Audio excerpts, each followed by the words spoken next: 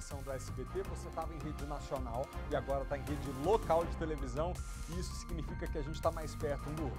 É hora de ver as notícias que mexem com a nossa vida. Eu sou o Felipe Malta e é hora de jornalismo responsável, mas que não perde o otimismo.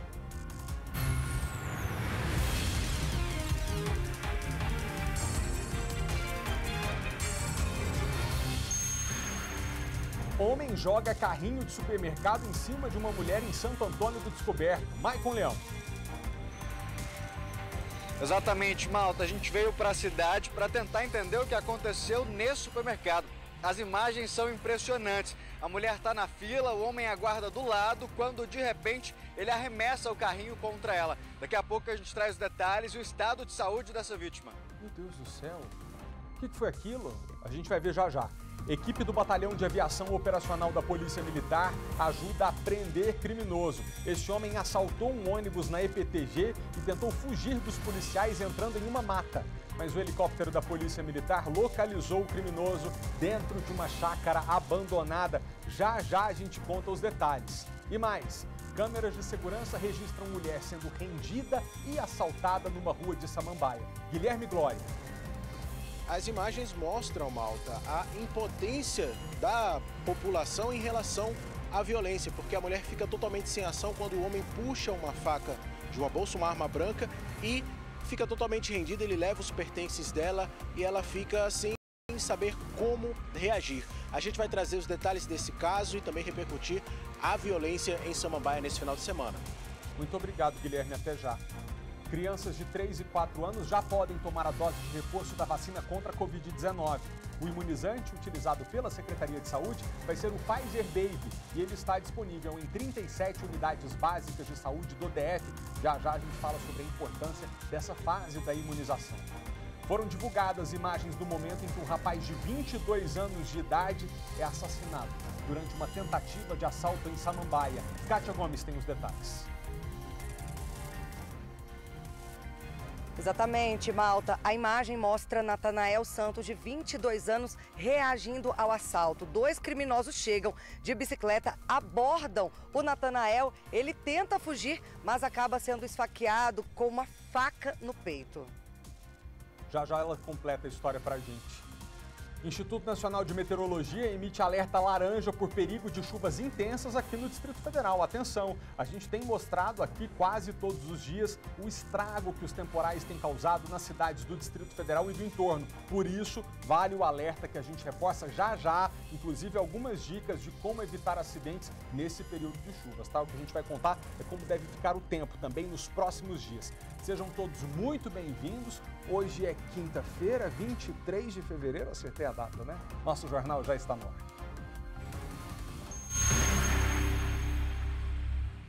A equipe do Batalhão de Aviação Operacional da Polícia Militar, o BAVOP, ajudou a prender um homem que assaltou um ônibus lá na EPTG, perto do Guará. O ladrão tentou fugir dos policiais, mas foi feito um acompanhamento com o helicóptero até que as viaturas conseguissem chegar até o bandido. Estava escondido em uma chácara. As imagens já estão na tela para você acompanhar. Quem tem os detalhes para a gente é o repórter Guilherme Glória. Guilherme, boa tarde para você. O que foi que a polícia encontrou com ele, hein? Boa tarde, Malta. Boa tarde a todos. Malta, R$ 127 em dinheiro, além de celulares das vítimas que estavam no ônibus. Isso aconteceu ontem por volta das 10 horas da noite. Esse homem que foi preso em flagrante, de acordo com a polícia, tem 23 anos. Invadiu esse coletivo e fez lá, utilizando um revólver calibre 38, fez os passageiros e passageiras ali de reféns durante um tempo, né, pegando o celular de cada um e conseguindo também uma quantia em dinheiro com o cobrador do ônibus e também em bolsas das pessoas que estavam naquele coletivo, e depois fugiu. E aí, logo que ele saiu ali na entrada do Guará desse ônibus, as pessoas já ligaram para a polícia, já acionaram a polícia, e o 4º Batalhão estava por ali por perto e conseguiu já fazer o acompanhamento. Mas não estava sendo fácil acompanhar esse suspeito, porque ele estava numa região de mata. Como eu falei, por volta das 10 horas da noite, tudo muito escuro, mas graças também ao trabalho do Fênix, né, o helicóptero do BAVOP, que está aqui atrás da gente, inclusive, foi possível localizar esse suspeito. Eu vou conversar aqui agora com o Tenente Lucas Almeida, do 4º Batalhão de Polícia Militar, e ele já estava contando pra gente que esse acompanhamento é comum de ser feito em região de mata e que ajuda muito quando tem esse acompanhamento aéreo também. Naquele momento, a polícia foi acionada e conseguiu já localizar. Mas complicado estava de prender esse suspeito aí, porque ele parecia conhecer bem a região, foi pulando muros. Conta pra gente como é que foi. Boa tarde, Tenente. Boa tarde a todos. A Polícia Militar do Distrito Federal foi acionada via 190 para atendimento de uma ocorrência de roubo a transporte coletivo. Rapidamente, as viaturas do 4º Batalhão se deslocaram até o local, avistaram um indivíduo que fugiu para a região de mata. Com isso, as viaturas fizeram um cerco na região de mata e acionaram o Batalhão de Aviação Operacional para localização do indivíduo. E após o empenho das equipes, foi possível localizar um indivíduo que pulou o muro de uma chácara e se abrigou dentro de um barraco dessa chácara. E aí foi encontrado, preso, juntamente com os bens subtraídos e a arma de fogo utilizada no roubo. É preciso muito cuidado, porque inclusive esse revólver calibre 38 estava municiado, né? Então poderia até haver uma troca de tiros ali com os policiais. Essa aproximação é feita com muito cuidado. Com certeza. As equipes fizeram a varredura, utilizando-se do protocolo, né, dos procedimentos de segurança, justamente para se prepararem para esse tipo de situação. Tenente, a gente tem acompanhado, inclusive, recentemente, algumas perseguições policiais, né, chamadas de acompanhamento mais hoje em dia, em que tem conseguido aí, muitas vezes, um criminoso de um grupo grande fugir, se evadir, sempre utilizando essa estratégia. Vai para uma região de mata, aproveita o escuro, às vezes é um local que eles já estudaram anteriormente, sem a ajuda do Bavop, fazendo aquela iluminação que a gente consegue ver ali no vídeo, inclusive, seria muito mais difícil de encontrá-lo, né? Com certeza.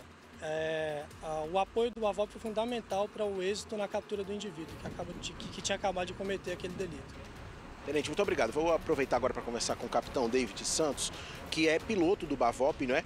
Então, como é que foi esse momento? A gente vê a imagem lá, parece até uma cena de videogame, né? A gente vendo lá por cima, é necessário muita destreza para pilotar a aeronave nessa velocidade, acompanhando uma pessoa. Tem aquela iluminação também que é colocada lá. Como é que é feito todo esse trabalho, capitão? Boa tarde. Boa tarde, Guilherme. Boa tarde a todos. Então, sobre especificamente a ocorrência, né, fomos acionados pelas equipes do Tenente Lucas, que estavam fazendo o cerco na região da mata. Inicialmente, a gente iniciou, né, o sobrevoo da região com o intuito de fazer os perímetros, né, fazer uma inquietação, verificando as principais rotas de fuga desse suspeito.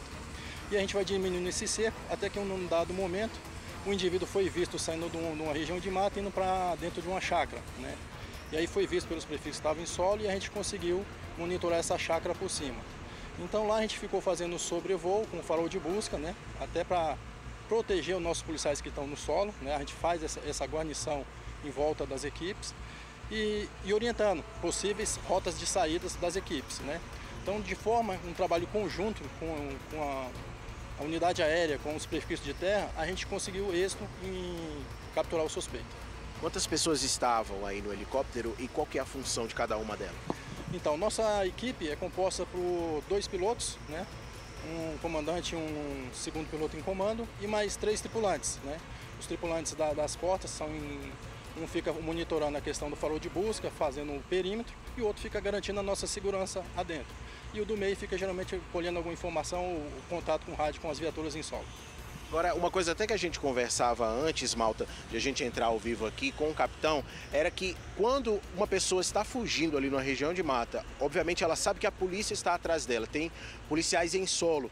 Isso é uma coisa. A partir do momento que ela escuta o barulho intimidador da aeronave, tem aquela luz enorme também, isso causa um efeito moral naquele suspeito, naquele criminoso que está fugindo. E isso é muito importante também para dificultar a possibilidade de evasão, né, de fuga, né? Exato. O veículo aéreo, ele é uma plataforma que é muito versátil, então a gente consegue abranger muitas áreas em curto espaço de tempo. Então a gente tem uma visão privilegiada de cima também. Então o suspeito que está embaixo, ele acaba ficando acuado, né? E geralmente tenta se esconder, ficar parado, então, dependendo da situação. Então o nosso objetivo é fazer esse cerco até que as viaturas consigam por terra chegar mais perto dele, ou que se ele sair a gente possa também intervir. Muitas vezes acontece da gente ter que fazer um pouso e fazer a abordagem desses suspeitos. A gente percebe, inclusive, Malta, vou até me afastar aqui, acho que o Angélio consegue fechar um pouquinho lá no zoom. Sempre que a aeronave pousa em algum lugar, a população chega, gosta bastante, acha curioso e interessante, né? pede para tirar fotos com os policiais, na aeronave também. Então é uma coisa que chama muito a atenção das pessoas, mas muitas vezes as pessoas não sabem como é utilizada, né? Como que é feito de fato esse trabalho. Por isso que é importante a gente trazer aqui o capitão que é piloto para mostrar para a gente como é que é feito esse trabalho. A gente viu aqui, agora tem até pouca gente, viu, Malta? No momento mesmo em que o helicóptero pousou, lotou de pessoas aqui. Sempre tem esse carinho também da população por esse trabalho de vocês? Assim, não, a população é nossa parceira, né, eternamente. Sempre que a gente tem que fazer algum pouso eventual em alguma região do DF aqui, principalmente as criançadas, chega, aproxima, né? A gente faz esse trabalho também de trazer essas crianças para junto, para entender como é que funciona, né? Dar liberdade, eles acabam inspirando, né? Quem sabe dali vai vir um futuro substituto meu e de outros que estão na unidade, né? A gente pensa dessa forma. Inspirar também a população. Exatamente, a inspiração é o melhor que a gente pode fornecer, né?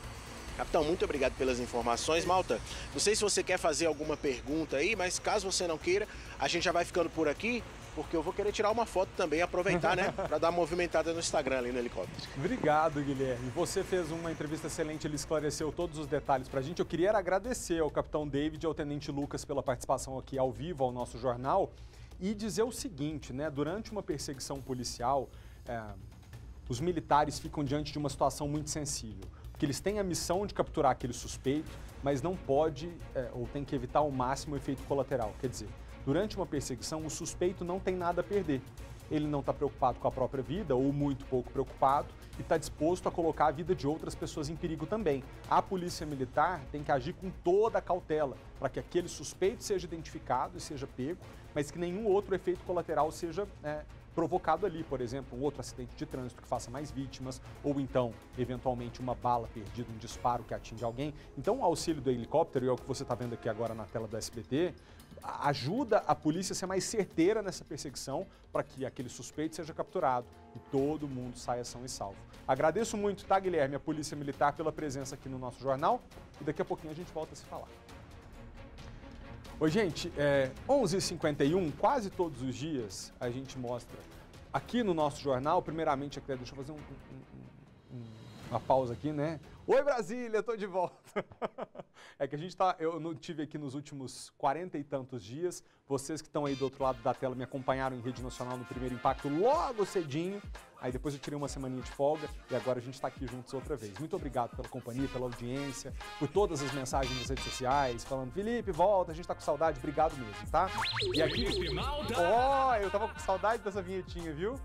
Mas voltando aqui para o nosso assunto, seja aqui em Brasília, seja no jornal em São Paulo, quase todo dia a gente se depara com imagens assim impressionantes de casos de violência, né? Aqui no Distrito Federal está acontecendo muito também. Agora, essas imagens que vocês vão ver agora são realmente inacreditáveis. Um homem simplesmente jogou um carrinho de supermercado em cima de uma mulher. Vai segurando a imagem para você acompanhar. Ele vai ali, busca. Eu não sei se eles têm uma relação, a gente vai descobrir já já, tá? Se eles se conhecem ou não. Mas olha lá, simplesmente com uma covardia imensa, lança o carrinho em cima dessa mulher, na altura da cabeça do pescoço. Ela imediatamente cai ao chão e as pessoas em volta ficam sem entender o que aconteceu. Esse caso foi registrado em Santo Antônio do Descoberto, então presta atenção no vídeo que a gente vai ver agora de novo. E agora a reportagem da violência gratuita numa fila de supermercado. Pode rodar. A cena é impressionante. Repare neste homem de branco na fila do supermercado. De repente, ele sai da fila e vai em direção a um carrinho vazio. E aparentemente, sem motivo algum, joga o carrinho em uma mulher que estava atrás dele. Outros clientes aparecem para socorrer a vítima e o homem continua por lá observando ela no chão. Por telefone, conversamos com o marido dela. Ele contou que a esposa não conhecia o agressor e não chegou a trocar uma palavra com ele. Ela me contou que não conhece o cara, não trocaram nenhuma palavra. Ela estava mandando uma mensagem de áudio pelo celular dela e ele saiu da fila, pegou o carrinho e arremessou nela. Não teve nenhuma situação anterior. Por sorte, a mulher teve ferimentos leves e ficou só com alguns hematomas pelo corpo. Ela está em casa, ainda muito abalada com a violência, mas se recuperando. O agressor foi encaminhado à delegacia. Ele assinou um termo circunstanciado de ocorrência por lesão corporal e foi liberado.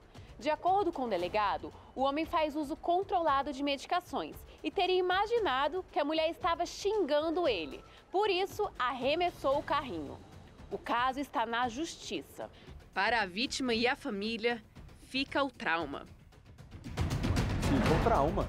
Você tranquilamente numa fila de supermercado vê um carrinho daquele tamanho na sua direção, em tempo de machucar seriamente essa mulher. Sobre esse assunto a gente vai acionar agora ao vivo o repórter Maicon Leão, que traz mais detalhes desse caso pra gente. Maicon, boa tarde para você. É uma das imagens mais assustadoras, desculpa, dos últimos dias, porque esse homem joga aquele carrinho ali do nada nessa mulher, sem nem se preocupar, né, com o que poderia acontecer, sem nenhum motivo. Foi isso mesmo? Foi isso, Malta. Boa tarde para você, para todo mundo ligado no SBT Brasília. E é importante a gente analisar um pouquinho as imagens ali, que mostra o tanto que não houve nenhuma discussão, uma troca de palavras entre eles, que os dois estão ali a priori em filas separadas, ela mandando uma mensagem ali de áudio, quando de repente o homem sai, pega o carrinho que está do lado e simplesmente arremessa. Tanto que quando ele começa a caminhar em direção a ela não tem nenhuma reação. Para ela, ele ia simplesmente passar, não era nada, nenhum problema. E para quem está em casa entender, a gente está falando de um carrinho como aquele ali. Esse supermercado, Malta, ele é um atacadão, então os carrinhos, eles são maiores, mais pesados do que aqueles supermercados normais, que são menores. Esse aqui, ele é um carrinho mais largo, maior.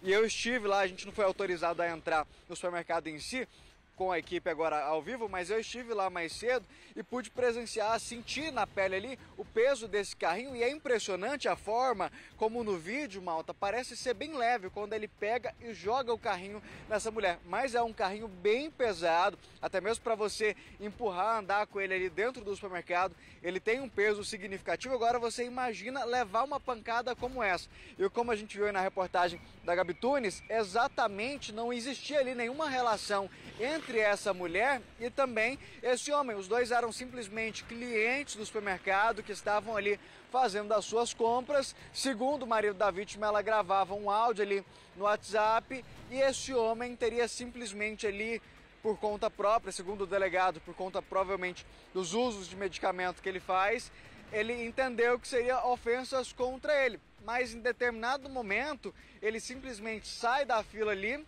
pega o carrinho que está ao lado, não é nem o carrinho de compras dele, joga o carrinho nela e ali começa o desespero, Malta. As pessoas, claro, para prestar os primeiros socorros, para quem está em casa entender, vou até pedir para o Rogério Silva vir comigo. Por sorte, uma base do SAMU fica exatamente aqui do outro lado da rua. Então, por questões assim de minutos, o socorro foi acionado, tanto por a polícia militar, os próprios funcionários aqui do estabelecimento acionaram a polícia, o SAMU, que simplesmente atravessou a rua aqui para prestar esses primeiros socorros. E enquanto isso, o homem, Malta, continuava falando ali coisas sem nexo, e a gente vê pelas imagens também que ele segue para a fila para pagar a conta como se não tivesse feito nada. Como a gente disse, o caso ele foi registrado na Polícia Civil, a Polícia Militar do Estado de Goiás foi acionada, veio para cá. As pessoas foram levadas para a delegacia, onde o caso segue sendo investigado. A priori, nesse primeiro momento, foi instaurado um termo circunstanciado de ocorrência. Esse agressor assinou esse termo e foi liberado, mas as investigações continuam. O que chama a atenção é exatamente essa questão ali de uma violência gratuita, os dois na fila ali, e do nada esse homem simplesmente sai, pega o carrinho e arremessa contra essa mulher. Felizmente, Malta, a gente fala isso porque poderia ser algo mais grave, já que a gente está falando de um carrinho grande e pesado. Ela sofreu apenas alguns hematomas, ainda sofre de dores na cabeça, mas passou por exames e não corre risco, viu? Lamenta muito por ela, né? Vítima de uma pessoa, então, aparentemente em surto, né? Talvez sem domínio do próprio juízo para saber o que estava fazendo. Que bom que ela não se machucou mais. Agora, a família desse rapaz precisa ficar atenta para ver se ele tem condições, né, de continuar saindo sozinho, de continuar saindo sem assistência, porque em que pese o nosso, né, nossa consideração pelo fato de que ele está aí com um problema, né, psiquiátrico, provavelmente, não pode a outra pessoa ser colocada em risco, né? Então a pessoa está ali com a questão mental dela para resolver, com medicamento, mas está em surto, mas é a outra que não pode ser machucada, tem o direito de fazer uma compra em paz sem um carrinho aparecer na cabeça. Mas graças a Deus foi só ferimentos leves, a gente mandou um abraço para ela e para a família, espero que ela se recupere bem. Obrigado, tá, Maicon? Daqui a pouquinho a gente volta a se falar. Deixa eu falar uma coisa, tá chovendo muito, né, gente, no Brasil inteiro. E ó, o Instituto de Meteorologia emitiu um alerta laranja por causa do perigo das chuvas intensas que podem acontecer hoje aqui no Distrito Federal. A gente tem visto que a chuva tem causado estragos em várias cidades aqui do Distrito Federal, também do entorno, na verdade, do Brasil inteiro. São Paulo, pelo amor de Deus, que desastre, né, gente? Pessoas lá soterradas, uma coisa assim tristíssima. Inclusive, só um adendo aqui rápido, a gente estava no meio do carnaval, né, o Brasil todo aí nas ruas, celebrando o fato de que, pela primeira vez em muitos anos, a gente pôde se encontrar de novo nas ruas desse país. E eu acho que estava todo mundo com muita vontade de celebrar o fato da gente estar vivo, a pandemia passou, né, estamos todos aqui. Eu mesmo fiquei um pouco desligado do celular, mas depois, quando me dei conta do que tinha acontecido ali em São Paulo, fiquei assim, muito tocado. Quero fazer nesse momento aqui um pequeno adendo, quem puder fazer alguma doação, né? Eu sei que nós estamos vivendo uma situação dramática aqui no Distrito Federal e do entorno também, mas não é só aqui na nossa região. A gente precisa ajudar os que estão perto e, se puder, né, dentro das nossas possibilidades, quem está mais distante. Deixa eu chamar a repórter Kátia Gomes, que é ela que explica para a gente esse assunto e esse alerta que o INMET faz. Catita, será que a gente tem que se preocupar? É temporal que vem por aí? Boa tarde para você. Oi, Malta, boa tarde para você, boa tarde a todos. Sim, pode cair um temporal aqui no DF, aquela típica chuva de verão que cai de forma bem rápida, mas muito intensa e deixa aquele grande estrago. Então, fica o alerta para quem mora aqui em Brasília, né, quando começar a chover, tomar todos os cuidados, porque existe, sim, risco de queda de árvore, queda de fios de energia, alagamentos. Inclusive, a previsão é de ventos fortes entre 60 a 100 km por hora, né? Então, fica esse alerta, inclusive, para dar mais detalhes sobre essa previsão. Eu vou conversar agora com Mamedes Melo, que é meteorologista, que está aqui ao meu lado. Mamedes, a gente já se conhece, né? Como é que é Brasília. Chove 10 minutos, mas 10 minutos suficiente ali para causar estragos aqui em Brasília? Exatamente. Boa tarde, Kátia, Malta, boa tarde a todos os telespectadores. Nós sabemos que estamos em pleno verão aqui no Hemisfério Sul e o Distrito Federal não foge à regra. Então, por não termos nenhum fenômeno maior, é só aquecimento diurno e muita umidade. Isso induz essas nuvens de chuva com trovoadas, rajadas de vento, descargas elétricas. E é claro, como a temperatura hoje prevista, a máxima, pode chegar em torno dos 29 graus, e a umidade ainda em torno de 50% nas horas mais quentes, não descartamos que alguma possibilidade, mesmo que seja pequena, de queda de granizo, a gente não descarta essa chance para o dia de hoje. É claro que não é em todo o Distrito Federal, como você frisou, né, Kátia? É uma chuva que ela é pontualmente, ela é de curta duração, mas que vem com todo esse pacote fechado.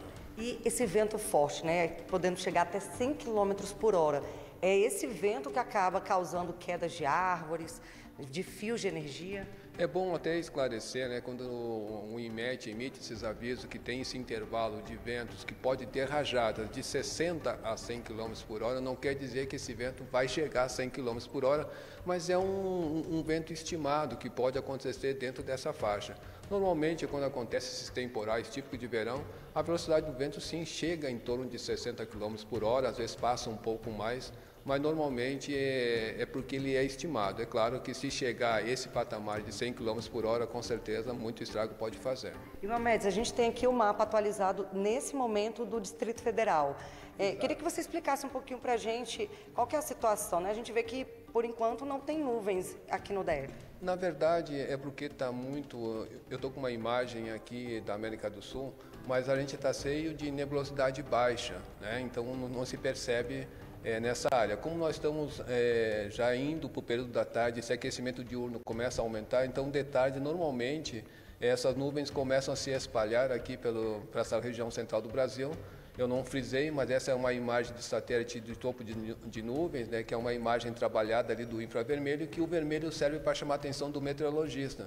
Então, de tarde, devido ao aquecimento diurno, com toda certeza essa área vai começar a aparecer bastante instabilidade, e é esta que pode provocar alguma chuva aqui para nós, aqui no Distrito Federal, na tarde de hoje. E, Mamedes, o Malta até comentou antes da nossa entrada sobre a situação lá em São Sebastião. A chuva forte que caiu ali na região pode ter tido alguma influência para a chuva que está chegando aqui no DF e que já caiu aqui no DF também? Olha, na verdade, no dia que aconteceu, estávamos sim com um canal de umidade vindo dessa região central, desde a região norte, passando por nós até ali São Paulo. Quando chegando em São Paulo, né, culminou junto com uma frente fria. Então, vamos dizer assim, indiretamente estava ligado, mas agora já passou. Então, como a gente pode olhar aqui na imagem do satélite, são outros fenômenos, né? Mas é devido assim ao aquecimento diurno. Para São Paulo, neste momento, pode ter alguma chuva, né, aqui nessas áreas, especialmente no litoral sul, mas são, vamos dizer assim, são fatores diferentes em áreas diferentes. Inclusive, né, você estava me mostrar aqui para você também, Malta, e para todo mundo que está em casa, essa é a imagem que estava ali sobre a região de São Sebastião no dia que aconteceu a forte chuva, né? Então dá para perceber que estava bastante carregado mesmo, foi um grande temporal. Exatamente. Nós já vimos prevendo isso aqui já do início da semana, sendo que quarta-feira o INMET já começou a emitir avisos, notas, publicando no nosso site, nos nossos meios de comunicação, né? Twitter, Facebook, então todo esse trabalho o INMET já foi emitindo.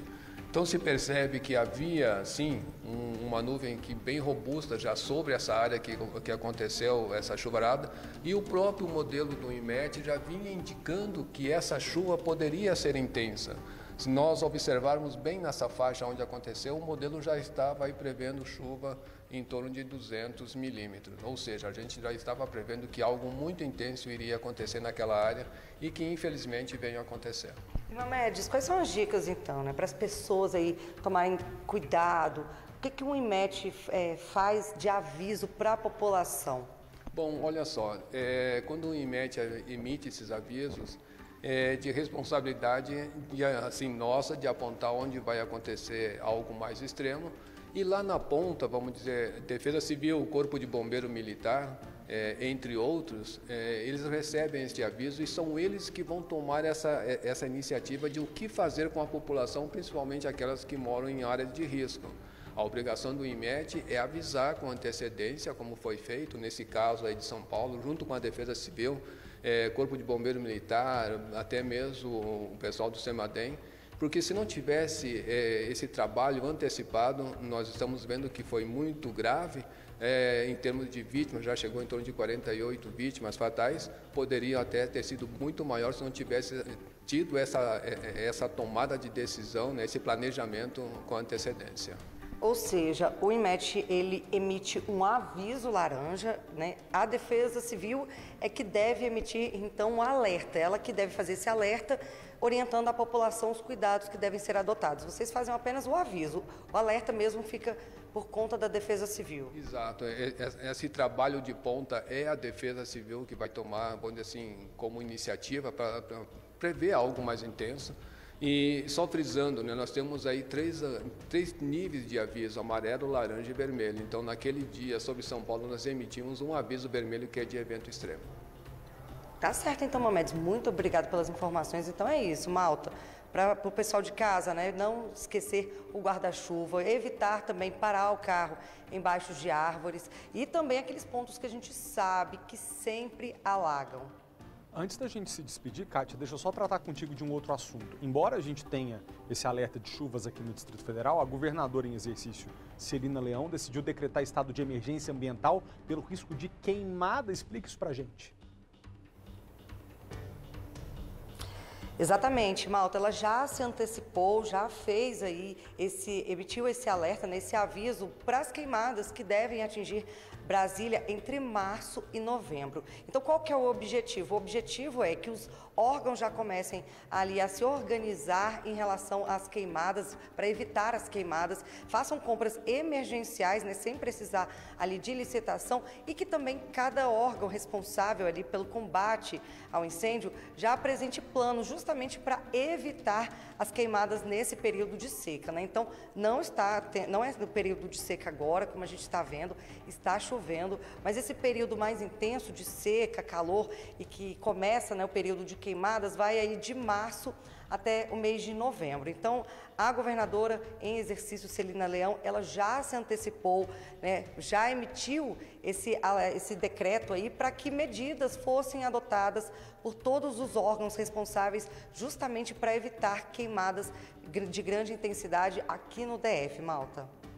Kátia, a gente já volta a se falar daqui a pouquinho, porque agora a gente trata da tragédia que atingiu a região do litoral norte de São Paulo, a Barra do Saí, que é o ponto mais crítico da tromba d'água, que caiu lá em São Sebastião. Nossa, gente, coisa terrível, né? Os moradores afirmam que há pelo menos 30 corpos ainda soterrados por ali.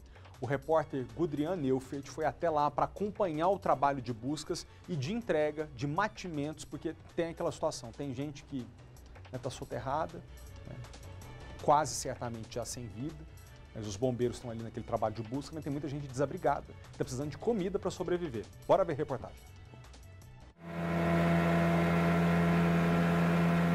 A quarta-feira começou com sol em São Sebastião, a maior cidade do litoral norte que foi praticamente destruída pelas chuvas. O tempo aberto tornou menos difícil o transporte de mantimentos e de pessoas que estavam ilhadas. Está deixando aqui a Marina na Barra do Una, em direção à Barra do Saí, a Vila do Saí, que é uma das áreas mais atingidas pela tragédia no último fim de semana. Vai e vem de barcos é frenético. O Ricardo, que mora em São Sebastião há 30 anos, decidiu ajudar com a lancha dele. A gente começou hoje porque o mar abaixou um pouco mais e o pessoal pôde vir aí. Eu estava em outras frentes aí, ajudando os amigos que ficaram com terra 50 centímetros. Os riscos de novos deslizamentos são evidentes.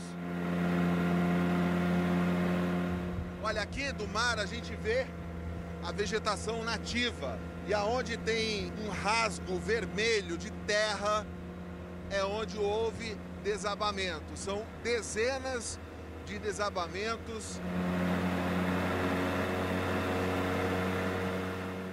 Aqui o movimento e o trabalho não param.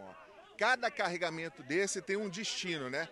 Vai para uma creche, vai para uma escola aqui da vila. Esse aqui vai para onde? A creche. Pra creche? Isso. Água é o que estão mais precisando. Isso. Material de higiene, roupa íntima, água, que mais? Mantimento, tudo é válido. Tudo que tiver sobrando é válido, pessoal. Vamos, corrente do bem não pode parar. Aqui um momento de tensão. Voluntários e policiais discutem a melhor forma de proteger as doações. Sim, proteger. Porque na noite anterior, alimentos e outros itens de primeira necessidade foram furtados. Mas a desumanidade é um detalhe nessa história. Gestos de amor ao próximo estão por todos os lados. Tem Wi-Fi gratuito, corrente humana para limpar escombros e alento a quem perdeu tudo. Pelo menos 600 desabrigados estão nessa creche, que oferece comida quentinha e lugar para dormir. Agora a gente vai entrar aqui na Vila do Saí, onde vive uma população vulnerável. E aqui, exatamente no final dessa rua, é o ponto mais crítico de toda essa tragédia. Aqui está tudo coberto de lama ainda, ó. A lama encobre as casas. O problema são aquelas lá em cima também, que correm risco de desabar. E quem mora lá fica passando por aqui para trazer os pertences. Pelos cálculos dos moradores, há pelo menos 30 desaparecidos na Vila do Saí. O Cícero é um dos voluntários que, desde domingo, vem driblando o cansaço. Aqui debaixo dessa terra toda deve ter vários corpos ainda, quem sabe até um sobrevivente. Olha, eu acredito que tenha de 10 a 15 pessoas aí embaixo, sabe? Só eu, mais um amigo, tiramos aí 8 corpos, porque o bombeiro não tinha chegado ainda e a gente precisava fazer esse trabalho, né?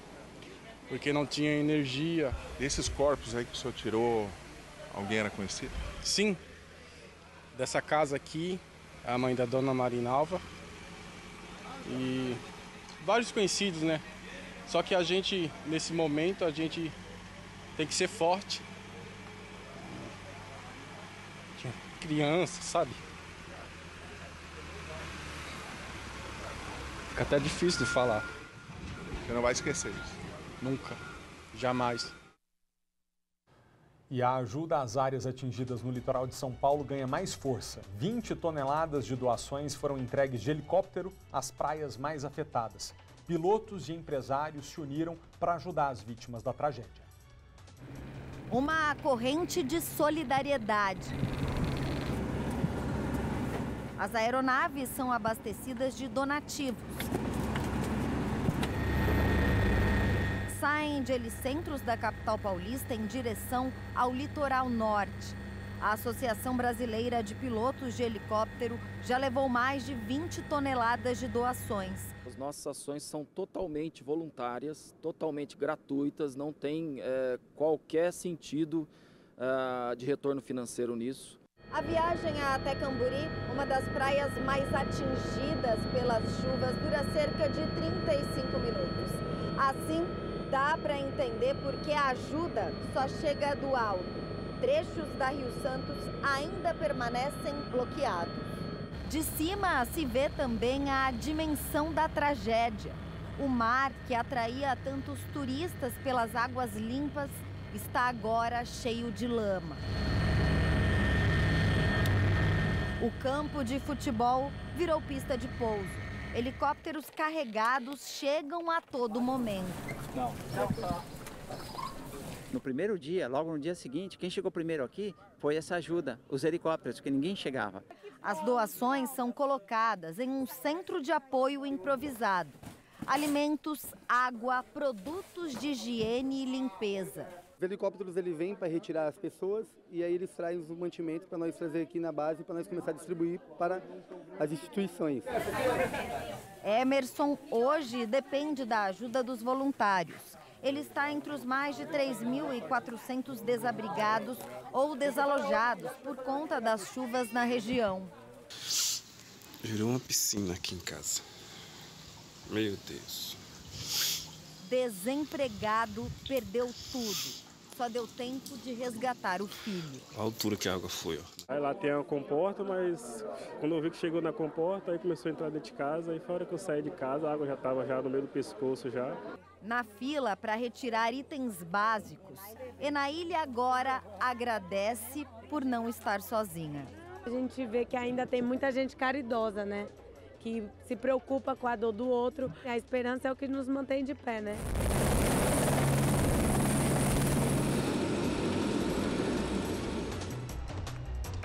Agora, olha só, 2 dias antes da tragédia, o Centro Nacional de Monitoramento e Alerta de Desastres Naturais avisou autoridades nacionais e estaduais sobre o risco das fortes chuvas no litoral norte de São Paulo. Teve um aviso. E milhares de turistas que estavam presos em São Sebastião agora já conseguiram deixar a cidade. O movimento na Rio Santos já era intenso nas primeiras horas do dia. Alguns trechos foram liberados para que os turistas deixassem São Sebastião. O desafio agora é convencer quem mora na cidade a buscar um lugar seguro. Diante da resistência de moradores em sair de casa, a Justiça autorizou a remoção compulsória de quem vive em áreas onde há risco de novos deslizamentos.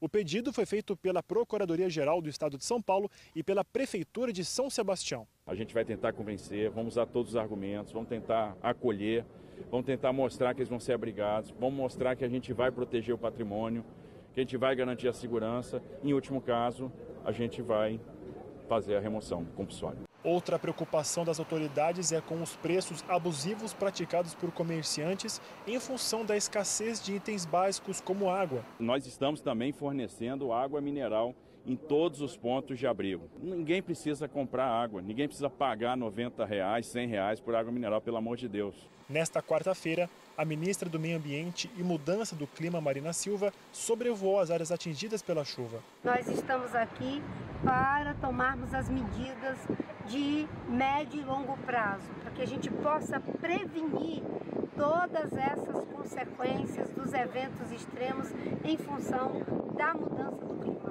O CEMADEM, Centro Nacional de Monitoramento e Alertas de Desastres Naturais, disse que 2 dias antes da tragédia, alertou autoridades nacionais e estaduais sobre a previsão de fortes chuvas na região. Esses alertas eles foram para muito alto, que é o nosso nível extremo de alerta, tanto alertas hidrológicos quanto alertas de movimento de massa, né, que são os para deslizamento. Nossos profissionais foram avaliando as saídas dos modelos e já alertando a Defesa Civil Nacional, que é quem a gente tem o contato direto, né, para que pudesse já fazer alguns contatos. O ministro da Integração e Desenvolvimento Regional confirmou que a Defesa Civil Nacional recebeu os alertas. Desde quinta-feira, a Defesa Civil Nacional já havia reunido com a Defesa Civil de São Paulo, dado o monitoramento e as possibilidades desse tipo de desastre.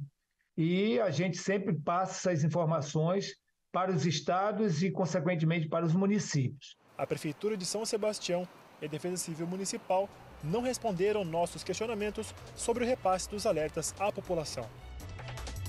Acontece que pelo menos 4 milhões de brasileiros vivem em áreas de risco, como as que foram destruídas pelo temporal lá em São Sebastião. Uma tragédia que, para os especialistas, está longe de ser a última. Na noite da última terça-feira, a chuva deixou mais uma vítima. Foi uma mulher que morreu num deslizamento de terra em Mauá, na Grande São Paulo. Aconteceu de novo. Jardim Zaira, Mauá, Grande São Paulo. Chuva forte. A terra da encosta deslizou e atingiu uma casa onde estava uma mulher. Ela foi soterrada e não resistiu. É evidentemente área de risco, uma das 14 mil mapeadas no país. 4 milhões de brasileiros vivem nestas condições. A Adriana também mora numa área de risco. Ela vive aqui numa comunidade em Osasco há 17 anos. Do lado da casa dela fica esse terreno. Quando chove, desce de tudo. Água, lixo, detrito, até cobra. As paredes da casa já estão trincadas. Se essa de baixo cair, a de cima vem junto. Ao todo, vivem aqui 8 pessoas. Estas imagens são da última chuva. Quando começa a chover à noite, a gente não dorme, a gente já fica com os documentos na mão já preparado. A Defesa Civil já veio aqui, já fez o ofício e tudo. Só que assim, eles mandaram eu ir para um albergue, eu e minha família. Eu falei para o albergue, eu não vou pôr meus filhos, né? Só que eles não tomam atitude nenhuma. Mas a iminência dos desastres parece não abalar a confiança de quem tem o poder e o dever de cuidar do meio ambiente e das pessoas. O então governo Jair Bolsonaro havia destinado 600 milhões de reais para a prevenção e gestão de riscos agora em 2023. Há uma década, o orçamento era de 11 bilhões de reais. Este arquiteto e urbanista explica que as ocupações irregulares que se transformam em tragédias anunciadas retratam uma luta por espaço que, antes de tudo, reflete as monumentais desigualdades da nossa população. Você trabalhar nas áreas ocupadas pelo trabalhador, pela trabalhadora de baixa renda, muitas vezes não traz o apoio político de classe média, de grupos com maior poder político e econômico. Não dá voto. Por isso que não dá voto e também não dá prestígio. Raciocínio que pode explicar tanta omissão agora. Omissão é a palavra usada pelo Procurador-Geral de Justiça do Estado de São Paulo para descrever a tragédia em São Sebastião. O Ministério Público abriu 40 ações judiciais em 5 anos e cobrou da Prefeitura a retirada das casas em áreas perigosas. Omissão de décadas do poder estatal, tanto há uma falha muito grave no sentido do poder público municipal de fiscalizar essas moradias e muitas vezes até de autorizar, ainda que de forma implícita, que essas pessoas ali permaneçam. Que o trabalho ele não pode se resumir a retirar essas pessoas das encostas. Esse trabalho vai muito além. O Instituto de Pesquisas Tecnológicas da USP mapeou áreas de risco em diferentes regiões do estado de São Paulo. Além do litoral norte, aponta a Baixada Santista, trecho serrano do Vale do Paraíba e região metropolitana da capital, que inclui a área do deslizamento que matou uma pessoa em Mauá e também Osasco, onde mora a Adriana. Quantos temporais ainda cairão até que ela volte ao noticiário? Você tem medo que aconteça? Isso aqui cai e mata minha família. Morro de medo de acordar e minha família está debaixo de soterrada. A gente fica pensando, o que é isso? Você morar numa casa que quando chove você não dorme de medo de tudo vir abaixo. Que desespero, né? A pessoa não tem um segundo de paz. E como é que trabalha no outro dia, né? Como é que toca a vida? Muito difícil para essas pessoas. Mas não só lá. porque as fortes chuvas de ontem, quarta-feira, também causaram destruição aqui pertinho da gente, em Valparaíso de Goiás. No bairro Jardim Céu Azul, a enxurrada arrancou o asfalto de uma rua e teve força até para tombar um carro. Maicon Leão, qual é o estado dessa rua agora, um dia depois da chuva? Oi, malta, foi uma chuva daquelas e, como a gente já sabe, sempre que chove aqui em Valparaíso, o problema fica cada vez pior. Nós estamos de novo na rua Guajajaras, justamente aqui no cruzamento com a rua Rio de Janeiro. Olha a situação, o Dentinho vai virando aqui, mostrando pra gente, o asfalto dessa parte de cima, ele já não existe mais.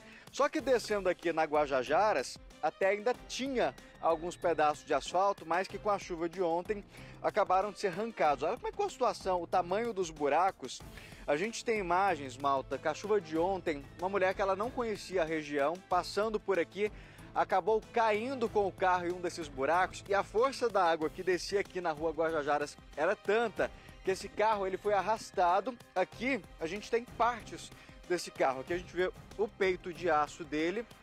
Se um morador aqui não dá um jeito de socorrer a mulher, ela podia ter morrido aqui no meio da água. Exatamente, o marido dela, o motorista que socorreu ela na hora, senão ela tinha morrido. A chuva aqui, na verdade, a rua que já não parece rua, na hora se transformou num rio. Toda vez que aqui é um rio, já tem mais de 20 anos que acontece isso aqui, eles nunca tomam providência, sabe? E cada época que passa o IPTU tá mais caro, né? E você paga mais imposto cada ano que passa e eles não tomam nenhuma providência de fazer isso aqui. Isso é uma falta de respeito com a população, né? Como morador, como é que é sair de casa, olhar para a rua assim? Malta, a gente estava falando agora, mostrando, claro, ao longo do dia, mas imagina que boa parte desses moradores aqui, eles saem para trabalhar ali 4, 5 horas da manhã, antes do sol nascer para clarear. Imagina o perigo, principalmente se chove, né? Não tem como atravessar não, só se for de canoa. Eu estava me contando que para sair daqui tem que sair com duas roupas, uma para você sujar, molhar e outra para chegar no serviço. Porque chegar lá em Brasília, eles não vão aceitar o cara trabalhar, que é a situação dessa. Tem que levar 2 peças de roupa, sapato, né? E muitas das vezes nem vai trabalhar, que não tem como de atravessar, né? É muita água que desce aqui. Qual que é o sentimento que fica? Eu acho que é uma falta de respeito, né, com a população, com nós, né? Que até os carros na avenida lá embaixo tem uma ponte também que quando chove ela imunda de água, que tava dando engarrafamento ontem por causa disso aí, por eles não tomam providência, né? Cada ano que passa tá ficando pior. Obrigado pela sua participação. Engarrafamento, malta, porque uma das poucas ruas que ainda dá para transitar é essa daqui, que é a Rio de Janeiro, mas que a gente percebe que em vários pontos tem esses problemas aqui dos buracos, que tomam conta quase de toda a rua aqui na travessia. Me conta uma coisa, amigo, como que é sair de casa, voltar aqui, principalmente se for à noite? Ixi, é terrível, não tem como sair de casa não, porque quando chove muito aqui, é muita água, quem tem carro principalmente não sai de casa não, porque não tem como sair de casa. Porque pode ir aqui pra cima aqui, ó, aqui pra baixo, é cheio de buracos, a situação é terrível, não tem como sair de casa não, é triste. Malta, vou pedir pro Rogério Silva fechar ali em cima, a gente até vê que tem alguns carros, mas o motorista aqui, ele tem que ter habilidade para conseguir passar por essa rua aqui, por exemplo. Se ele não tiver, não passa não, porque aqui é complicado para passar nessa rua. Se ele não tiver muita habilidade, ele não passa. Se passar, cair nos buracos, tiver muita água, como aconteceu ontem, a água leva o carro e a pessoa tiver dentro de sair rápido, morre afogada. Como foi essa chuva de ontem? Foi muita água, muita chuva. Foi rapidinho, começou a chover e de repente começou a descer água aqui de monte. Aí não tem jeito de sair de casa mais não, e já aconteceu o acidente da mulher ali, é tremendo, que é triste. Momento de desespero ontem. Desespero demais. E se ela não tivesse alguém para socorrer na hora, ela tinha morrido afogada. Malta, a gente vai ver ali agora, um carro está saindo ali da casa, a gente vai ver o trabalho, como que funciona para esse motorista fazer a manobra ali para ele conseguir sair, porque a gente percebe que parte ali da pista do lado esquerdo, até que está melhor do que do lado, na verdade do lado direito do que do lado esquerdo, mas precisa de malabarismo ali, ser um bom motorista para conseguir fazer realmente esse trajeto. O motorista acabou de sair ali da casa, vamos ver se ele vai subir a rua, vai tentar saindo ali, ó, sempre com muito cuidado, muita atenção. Na verdade acho que ele estava só tirando realmente o carro ali de dentro da garagem, mas ao longo da rua a gente vê máquinas da prefeitura trabalhando, mas é aquela situação, né, malta, que a gente sempre está aqui mostrando, principalmente na rua Guajajaras, que é um problema antigo que os próprios moradores relatam que já dura aqui há anos, que a prefeitura diz que só depois que passar o período chuvoso, lá para março, maio, vai conseguir iniciar as obras. O que tem sido feito, inclusive que a gente está mostrando nessa própria imagem, que é serviço paliativo, mas que paliativo para uma situação dessa é complicado. Como que o morador entra, sai de casa? Eu estava conversando com algumas pessoas aqui sobre essa chuva de ontem. A mulher virou para mim que ela está tremendo até agora, que ela não consegue entender o que aconteceu. A gente vai até tentar conversar com a pessoa que vem nesse carro aqui para saber como que é o trajeto, por onde tem que passar. E aqui a gente percebe muita lama, situação complicada. Amigo, me conta uma coisa, como que é passar pelas ruas aqui da cidade? Rapaz, tá canseira, viu? Essa situação aqui tá precária demais. Para chegar no endereço tem que sair dando volta, tentando achar. Para subir nessa rua aqui mesmo tem que dar a volta pelo outro lado para sair ali. Porque não dá para subir aqui. Não dá, é. Quem mora naquelas primeiras casas ali mesmo, nem tem acesso à casa não, não tem nem como. Fica um sentimento aí complicado. É, canseira, tá puxado. Obrigado, boa sorte aí no seu trajeto.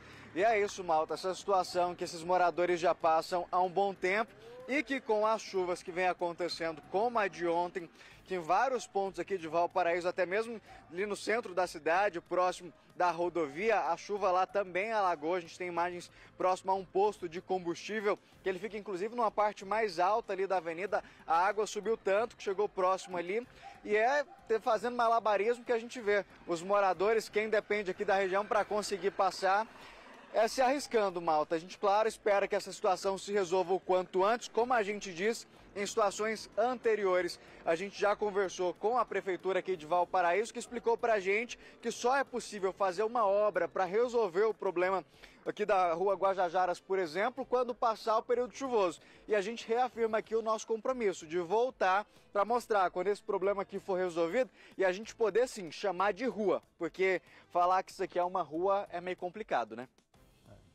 Difícil, né, gente? Deixa eu fazer essa notinha aqui na 2. A Prefeitura de Valparaíso de Goiás disse que o município foi atingido por um volume de chuva além do esperado nessa quarta-feira. Informou que o Corpo de Bombeiros e a Defesa Civil trabalham para amenizar os estragos. A Prefeitura disse ainda que não poupa esforços para fazer obras para evitar os transtornos causados pela chuva. Bom, com todo esse volume de chuva, nos últimos dias, o reservatório do Descoberto atingiu o volume máximo e transbordou pela primeira vez em 2023. Em meio a tanto estrago causado pela chuva, essa é uma imagem que nos traz certo alívio, porque joga para longe o risco de desabastecimento de água aqui no Distrito Federal, coisa que a gente já viveu, né, gente? A última vez que o Descoberto tinha chegado a 100% foi no dia 21 de abril do ano passado. Então, você está vendo aí a imagem do reservatório transbordando. Ele é o responsável pelo abastecimento de água de 60% dos imóveis do Distrito Federal. Que imagem linda! Meio-dia e meia, meio-dia e 31, você vai ver agora que uma mulher foi rendida e assaltada por um bandido enquanto caminhava numa rua de Samambaia. Hoje em dia, infelizmente, a gente não pode nem falar que foi em plena luz do dia, porque toda hora, né, os crimes estão acontecendo. Não tem mais hora, de noite, de dia, é sempre arriscado. Quem vai trazer os detalhes pra gente agora é Guilherme Glória. Guilherme, bem-vindo de volta. Nas imagens que a gente vai mostrar, parece que o criminoso já estava carregando uma bolsa antes de cometer esse assalto. Será que ele pode ter, né, atacado outra pessoa antes de cometer esse crime que a gente está vendo aí agora na tela? Olha, malta, é bem possível, viu? Mas quando a gente avalia esse vídeo aí, o vídeo tem 25 segundos, né? Extremamente rápido. A gente até agradece pela disponibilização desse vídeo aí para o pessoal do perfil da página do Instagram em Samambaia, que sempre manda conteúdos pra gente aqui importantes. Eles mandaram esse vídeo, 25 segundos, o homem consegue fazer essa ação. De dentro dessa bolsa que ele tá, ele parece tirar uma arma branca, talvez uma faca, para render essa mulher. O susto que essa mulher toma é tão grande que ela parece até esboçar uma reação, ela vai um pouco pro lado, assim como quem vai tentar fugir ou algo assim, só que depois ela acontece totalmente o contrário, ela fica totalmente sem reação, parada, vendo o homem indo embora, correndo com os pertences dela. É uma preocupação grande em Samambaia, porque, como você mesmo disse, não tem mais hora para acontecer esse tipo de crime, e infelizmente lá tem acontecido bastante. A gente pediu dados para a Secretaria de Segurança Pública e em relação ao ano passado, né, de janeiro a dezembro, 1.757 roubos a transeuntes registrados em Samambaia. A gente pode contar aí com a subnotificação, provavelmente muito mais do que isso. E os dados mais recentes, ainda de acordo com a Secretaria de Segurança Pública, em janeiro desse ano foram 125 ocorrências. Em janeiro do ano passado, para a gente fazer esse comparativo, foram 101 casos. Então a gente teve um aumento aí de 24 casos só nesse mês de janeiro, né? Claro que o levantamento de fevereiro tem mais alguns dias aí para sair, mas é uma situação bastante preocupante. Para falar sobre isso, a PMDF está aqui, representada pelo porta-voz, o Major Michelo, que vai conversar com a gente. Major, boa tarde. O que a polícia tem feito para coibir esse tipo de ação que infelizmente tem se tornado comum e deixado a população de Samambaia bastante preocupada? Boa tarde a todos. A Polícia Militar tem feito o papel dela, que é prender esses criminosos. Na maioria desses casos, a Polícia Militar dá uma resposta rápida. Inclusive, a gente conseguiu prender uma quadrilha que vinha furtando residências e comércios na Samambaia. Rapidamente, teve uma perseguição, chegaram a capotar o carro. E um dos indivíduos presos tinha diversas passagens, inclusive estava com a tornozeleira eletrônica. Então a PM tem feito o papel dela. O maior problema que a gente está tendo hoje é a resistência criminal, que a gente sempre fala aqui. E a gente está com efetivo, a gente está repondo o efetivo agora da Polícia Militar. Acabou de terminar de forma uma turma, está em processo de contratação de mais 2.100 policiais. Isso vai trazer mais tranquilidade para a população, principalmente da Samambaia. Agora, o Departamento Operacional vai reforçar o policiamento da Samambaia por conta desses crimes que ocorreram agora, desse aumento. A Rotam vai ser mandada para lá e o reforço vai ser grande. A gente espera que com isso a gente consiga prender ainda mais criminosos, reduzir os índices criminais da Samambaia, trazendo tranquilidade para a população. Tem havido uma atenção especial para esse tipo de crime em que é usada a arma branca ali, uma faca, algum material perfuro cortante, porque a gente vê que acontece com muita frequência. Como nesse caso o homem estava, por exemplo, com uma bolsa, mas às vezes coloca uma faca escondida em algum lugar e fica observando a movimentação na rua. A polícia tem percebido que esse tipo de crime tem se tornado mais comum? Sim, porque a Polícia Militar ela tem batido recorde de apreensão de arma de fogo. A gente apreende arma de fogo, a gente reduz principalmente os crimes contra a vida, que é o mais importante. E a gente tem reduzido muito os índices de homicídio. E aí o criminoso, ele faz a opção pela faca, porque é barato, é fácil de conseguir e a pena é muito branda. E a Polícia Militar tem percebido sim, tem apreendido muita faca. Foram cerca de quase 3.000 facas ano passado. Eu não tenho dado desse ano, mas a gente acredita que vai passar o ano passado de apreensão de faca. Agora, a orientação para a população, é claro, a pessoa é pega ali num momento totalmente de surpresa. Cedo durante o dia, a pessoa provavelmente próximo da casa dela não esperava ser abordada por alguém. Mas o principal é manter a calma e não reagir, que é o que sempre é dito, né? Não reagir, tentar verificar as características físicas, as vestes, que são as roupas do criminoso, e chamar a Polícia Militar. A Polícia Militar tem conseguido prender esses criminosos rapidamente. Então a gente já sabe quem são, porque são criminosos reincidentes, e só com as características ajuda muito a Polícia Militar depois para a prisão. Então o principal é não reagir, mesmo que você ache que possa reagir, como já aconteceu em vários casos, em um elemento só, e aí te assaltar, às vezes ele está desarmado, às vezes ele está com uma faca, você acha que você é mais forte que ele, aí vem um segundo por trás e te ataca. Então evitar a reação, o seu bem maior é a sua vida.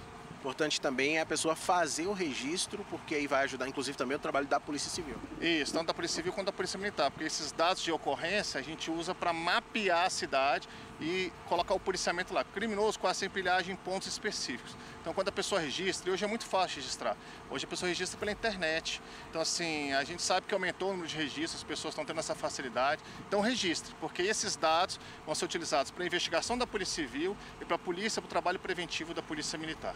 Algo muito importante que a gente sempre vê, sempre, na verdade, o criminoso ele busca muitas vezes ali o que está mais fácil e também o que é fácil de se vender para comprar droga ou algo desse tipo. Então o celular está entre os principais itens roubados.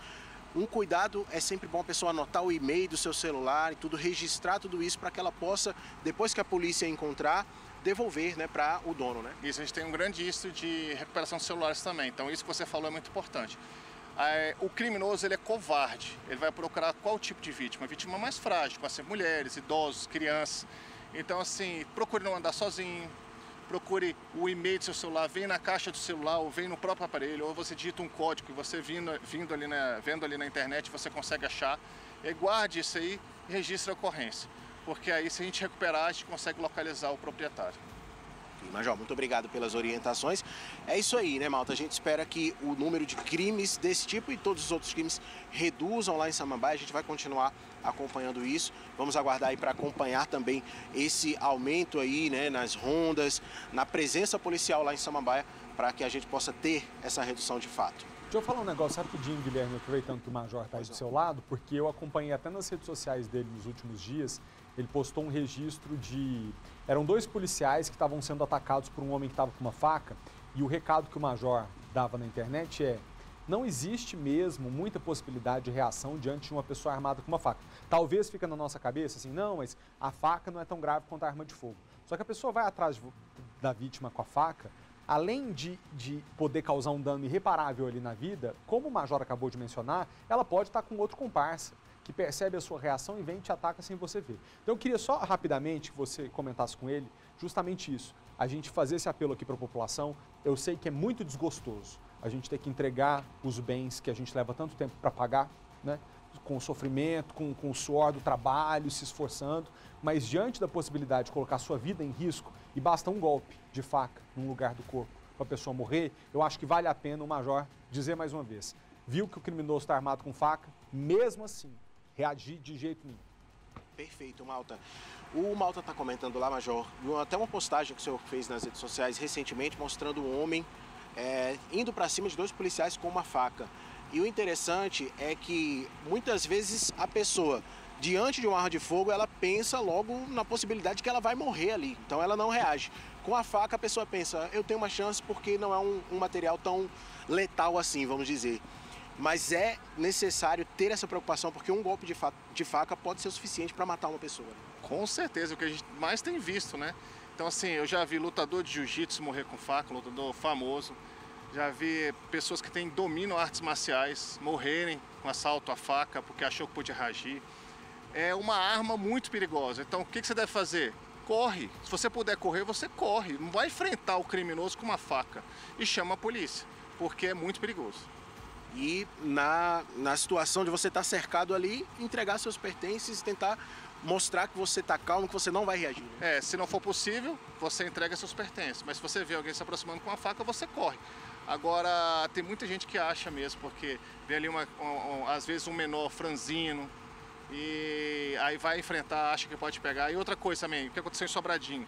Tinha um elemento com uma arma, assaltando um comércio, e aí um senhor segurou esse elemento com a arma, conseguiu segurar. Veio outro por trás com uma faca e acertou um golpe nas costas dele. Por sorte, ele está vivo, está no hospital, a polícia militar está atrás dos criminosos, mas a gente fala sempre, evite a reação, é melhor levar seus bens do que sua vida. É sempre bom levar em consideração que o criminoso planejou, mesmo que minimamente, ali rapidamente, aquela situação e a gente foi pego de surpresa. Isso, e eles não têm nada a perder. Então, assim, eles quase sempre vão pro tudo ou nada, então a sua vida vale mais que isso.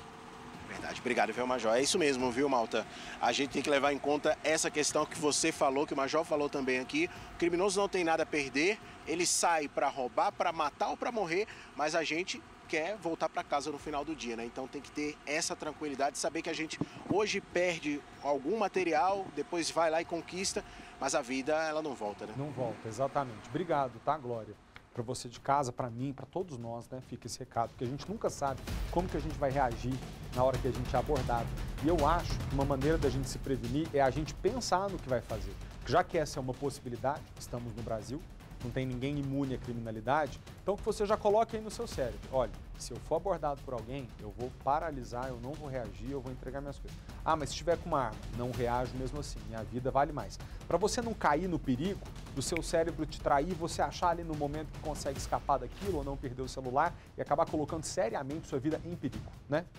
Deixa eu voltar a falar agora sobre o caso do homem que jogou um carrinho de supermercado em cima de uma mulher lá em Santo Antônio do Descoberto. As imagens são tão assim, né, impressionantes que a gente não consegue nem acreditar. Essa moça estava tranquila na fila do mercado quando de repente vem um carrinho de mercado daquele tamanho para cima dela. Olha aí, gente. E ela nem esboça a reação, porque eu acho que ele... Olha aí que coisa maluca. Eu acho que ela achou que ele estava querendo levar esse carrinho para outro lugar. Por um segundo ela pode ter pensado: gente, mas por que não sai empurrando o carrinho em vez de carregando desse jeito? Mas ela nunca imaginou que seria vítima de um ataque covarde como esse. O repórter Maicon Leão está agora com o delegado que está apurando esse caso. Maicon, bem-vindo de volta ao jornal. A polícia chegou a ouvir o depoimento desse homem que jogou o carrinho na mulher? O que ele contou? Foi, Malta, ouviu sim, inclusive aqui na delegacia ele chegou cheio de razão, dizendo que tinha sido ofendido por essa mulher, versão essa que não foi muito concretizada, até pelo que a gente vê nas imagens, que ela tá lá completamente distraída, gravando um áudio no aplicativo de mensagem, quando ele, que estava ali do lado, na fila do outro caixa, simplesmente larga o carrinho dele, vai para o outro lado e nesse momento ela segue concentrada no celular, não esboça nenhuma reação a partir do momento em que ele parte com o carrinho para cima dela, isso no intervalo ali de pouquíssimos segundos, ela não tem tempo nem de reagir, ela só é acertada pelo carrinho e cai ali, momento esse em que as outras pessoas que estão ali no supermercado, funcionários, correm para prestar o socorro, ele continuava falando coisas sem nexo, e depois, malta, como se nada tivesse acontecido, ele segue para o caixa na intenção de pagar a conta e ainda cheio da razão. A gente vai conversar agora com o delegado Guilherme Carvalho Rocha, que é o delegado responsável pelo caso. Doutor, aqui na delegacia, da mesma forma como ele estava lá no supermercado, agitado, como se estivesse cheio da razão, aqui ele estava certo também. Boa tarde, Michael. Exatamente. Assim que aconteceu o fato, né, os populares ligaram para a Polícia Militar, né, que efetuaram a condução tanto do indivíduo quanto da vítima aqui para a delegacia, e aqui ele manteve a mesma história, manteve uma situação que ele teria sido provocado por ela, que teria falado algumas coisas pejorativas e que teria motivado que ele tivesse feito aquilo. O caso, claro, está sendo investigado, mas pelo que foi levantado até agora, a polícia não acredita muito nessa versão. Não, inclusive a vítima, né, ela no vídeo, ela está com o celular na boca, dá a impressão que está mandando um áudio. Inclusive ela mostrou esse áudio para mim e realmente falando uma situação de construção civil, coisa que nada a ver com o que ele comentou sobre ela. Malta, a gente conversando aqui com o delegado, descobriu inclusive o peso daquele carrinho. Eu falei que era um carrinho maior, mais pesado do que o de um supermercado normal, aquele carrinho pesa 17 quilos. E naquele momento ali de fúria desse homem, ele levanta como quem levanta uma agenda dessa aqui, por exemplo, com muita facilidade e arremessa. Então, foi descoberto também que ele já tinha alguns problemas com outras pessoas, já é comum esse comportamento fora do normal, doutor? Então, ele tem passagem por violência doméstica, esse indivíduo, em 2017, né? Porém, não foi apresentado nenhum laudo que ele teria algum problema psiquiátrico ou algo do tipo. Porém, em conversa, você vê que ele não estava muito ciente das faculdades, né? Inclusive, ele até diz que ouviu essas vozes, né? E de um rompante ali, ele pega o carrinho e faz aquilo aquele vídeo que chocou a gente. Tanto que num certo momento ele não fala só que ela tem que respeitar ele, que vocês têm que me respeitar num contexto como se ele estivesse sendo ofendido e atacado por várias pessoas. Exatamente. A partir do momento que ele joga o carrinho nela, né, que as pessoas vão ali para tentar acudir, aí ele começa a gritar para todo mundo, vocês têm que aprender a me respeitar, vocês têm que me respeitar aqui. Então, assim, dá para ver que não é uma pessoa equilibrada. Eu não estava ali ciente ao certo do que estava acontecendo. Doutor, aqui na delegacia ele foi autuado pelo quê? Como que fica a situação, até mesmo da investigação agora para frente? Isso, a questão, felizmente, né, por mais que a imagem é muito chocante, né, mas felizmente não restou nenhuma lesão grave, né, na vítima, né? E ali pelos fatos ali do vídeo não tem nenhuma situação pretérita ali que indique que ele teria alguma desavença pretérita com ela. Então, como a lesão, né, no relatório médico, né, indicou apenas lesões leves nela, né, então acabou que ele foi autuado pelo crime de lesão corporal, né, e vai ficar à disposição do Poder Judiciário. Delegado, obrigado pela participação do senhor. Malta, igual você falou, a gente descobriu aqui na delegacia, por exemplo, que não existe um laudo que aponte algum problema, mas tem que ficar atento. Como a gente disse, é uma pessoa que, do nada, no meio do supermercado, tem um surto desse, arremessa um carrinho contra outra pessoa e começa a falar, olha, vocês aí têm que aprender a me respeitar, como se realmente tivesse alguém ali atacando ele. O que a gente vê pelas imagens, que em momento algum acontece. Ele está lá na fila, tranquilamente, a vítima também ali na outra fila, e ele sai como se fosse simplesmente pegar o outro carrinho, a gente nem consegue perceber pelas imagens como se tivesse acontecido algo, a gente só vê o que vai acontecer a partir do momento em que ele pega o carrinho e arremessa contra essa vítima, né? Pois é, uma coisa muito doida. Coitada dessa mulher, mas como a gente já disse, ela não se feriu gravemente, nossa torcida é para que ela se recupere o quanto antes. Obrigado, Maicon, agradeço ao delegado pela presença aqui no SBT. O assunto agora é saúde. As crianças que têm entre 3 e 4 anos de idade, então atenção pais, né?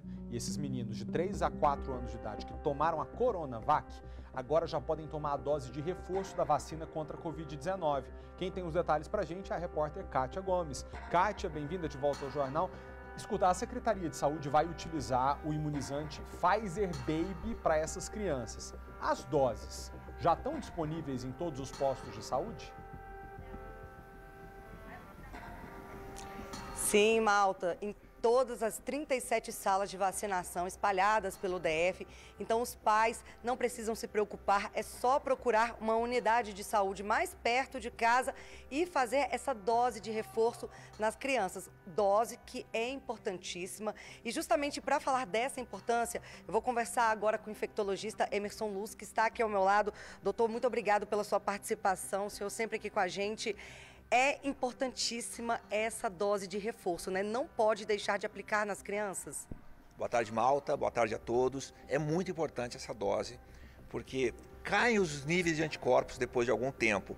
E criança, principalmente abaixo de 5 anos, tem uma ótima resposta imunológica após esse reforço. Aumenta em até 30 vezes os níveis de anticorpos neutralizantes do coronavírus.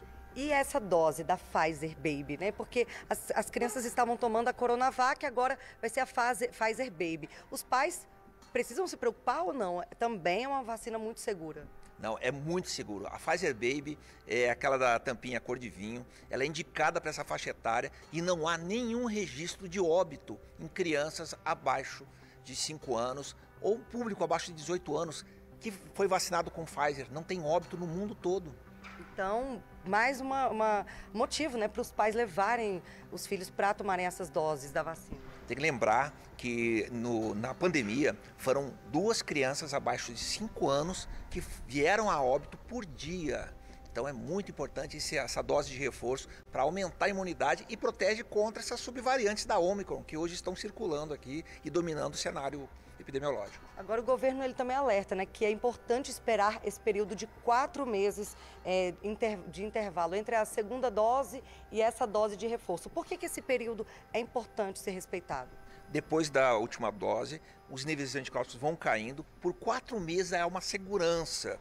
E para evitar qualquer tipo de evento, é bom esperar esses 4 meses para fazer a dose de reforço. Mas não deixar de fazer. Os pais não precisam ter medo, tem que fazer essa dose. Agora, doutor, acabou o carnaval, né? Todo mundo já voltou a se encontrar. Existe risco de aumentar a contaminação da Covid-19 nesse período, mesmo as pessoas estando ali vacinadas e correndo menos risco de morte? Como é que está a previsão aí para os próximos dias ou semanas? Certamente vai ter um aumento no número de casos, mas isso não vai impactar em óbitos, em internações. Essa população que vai no carnaval é mais jovem. E se fizermos um corte dessa população, grande parte tem pelo menos 2 doses da vacina. Então não será um grande problema de saúde pública. Não devemos nos preocupar. Olha, segundo a Secretaria de Saúde, aqui no DF já foram aplicadas mais de 7 milhões de doses da vacina contra a Covid-19.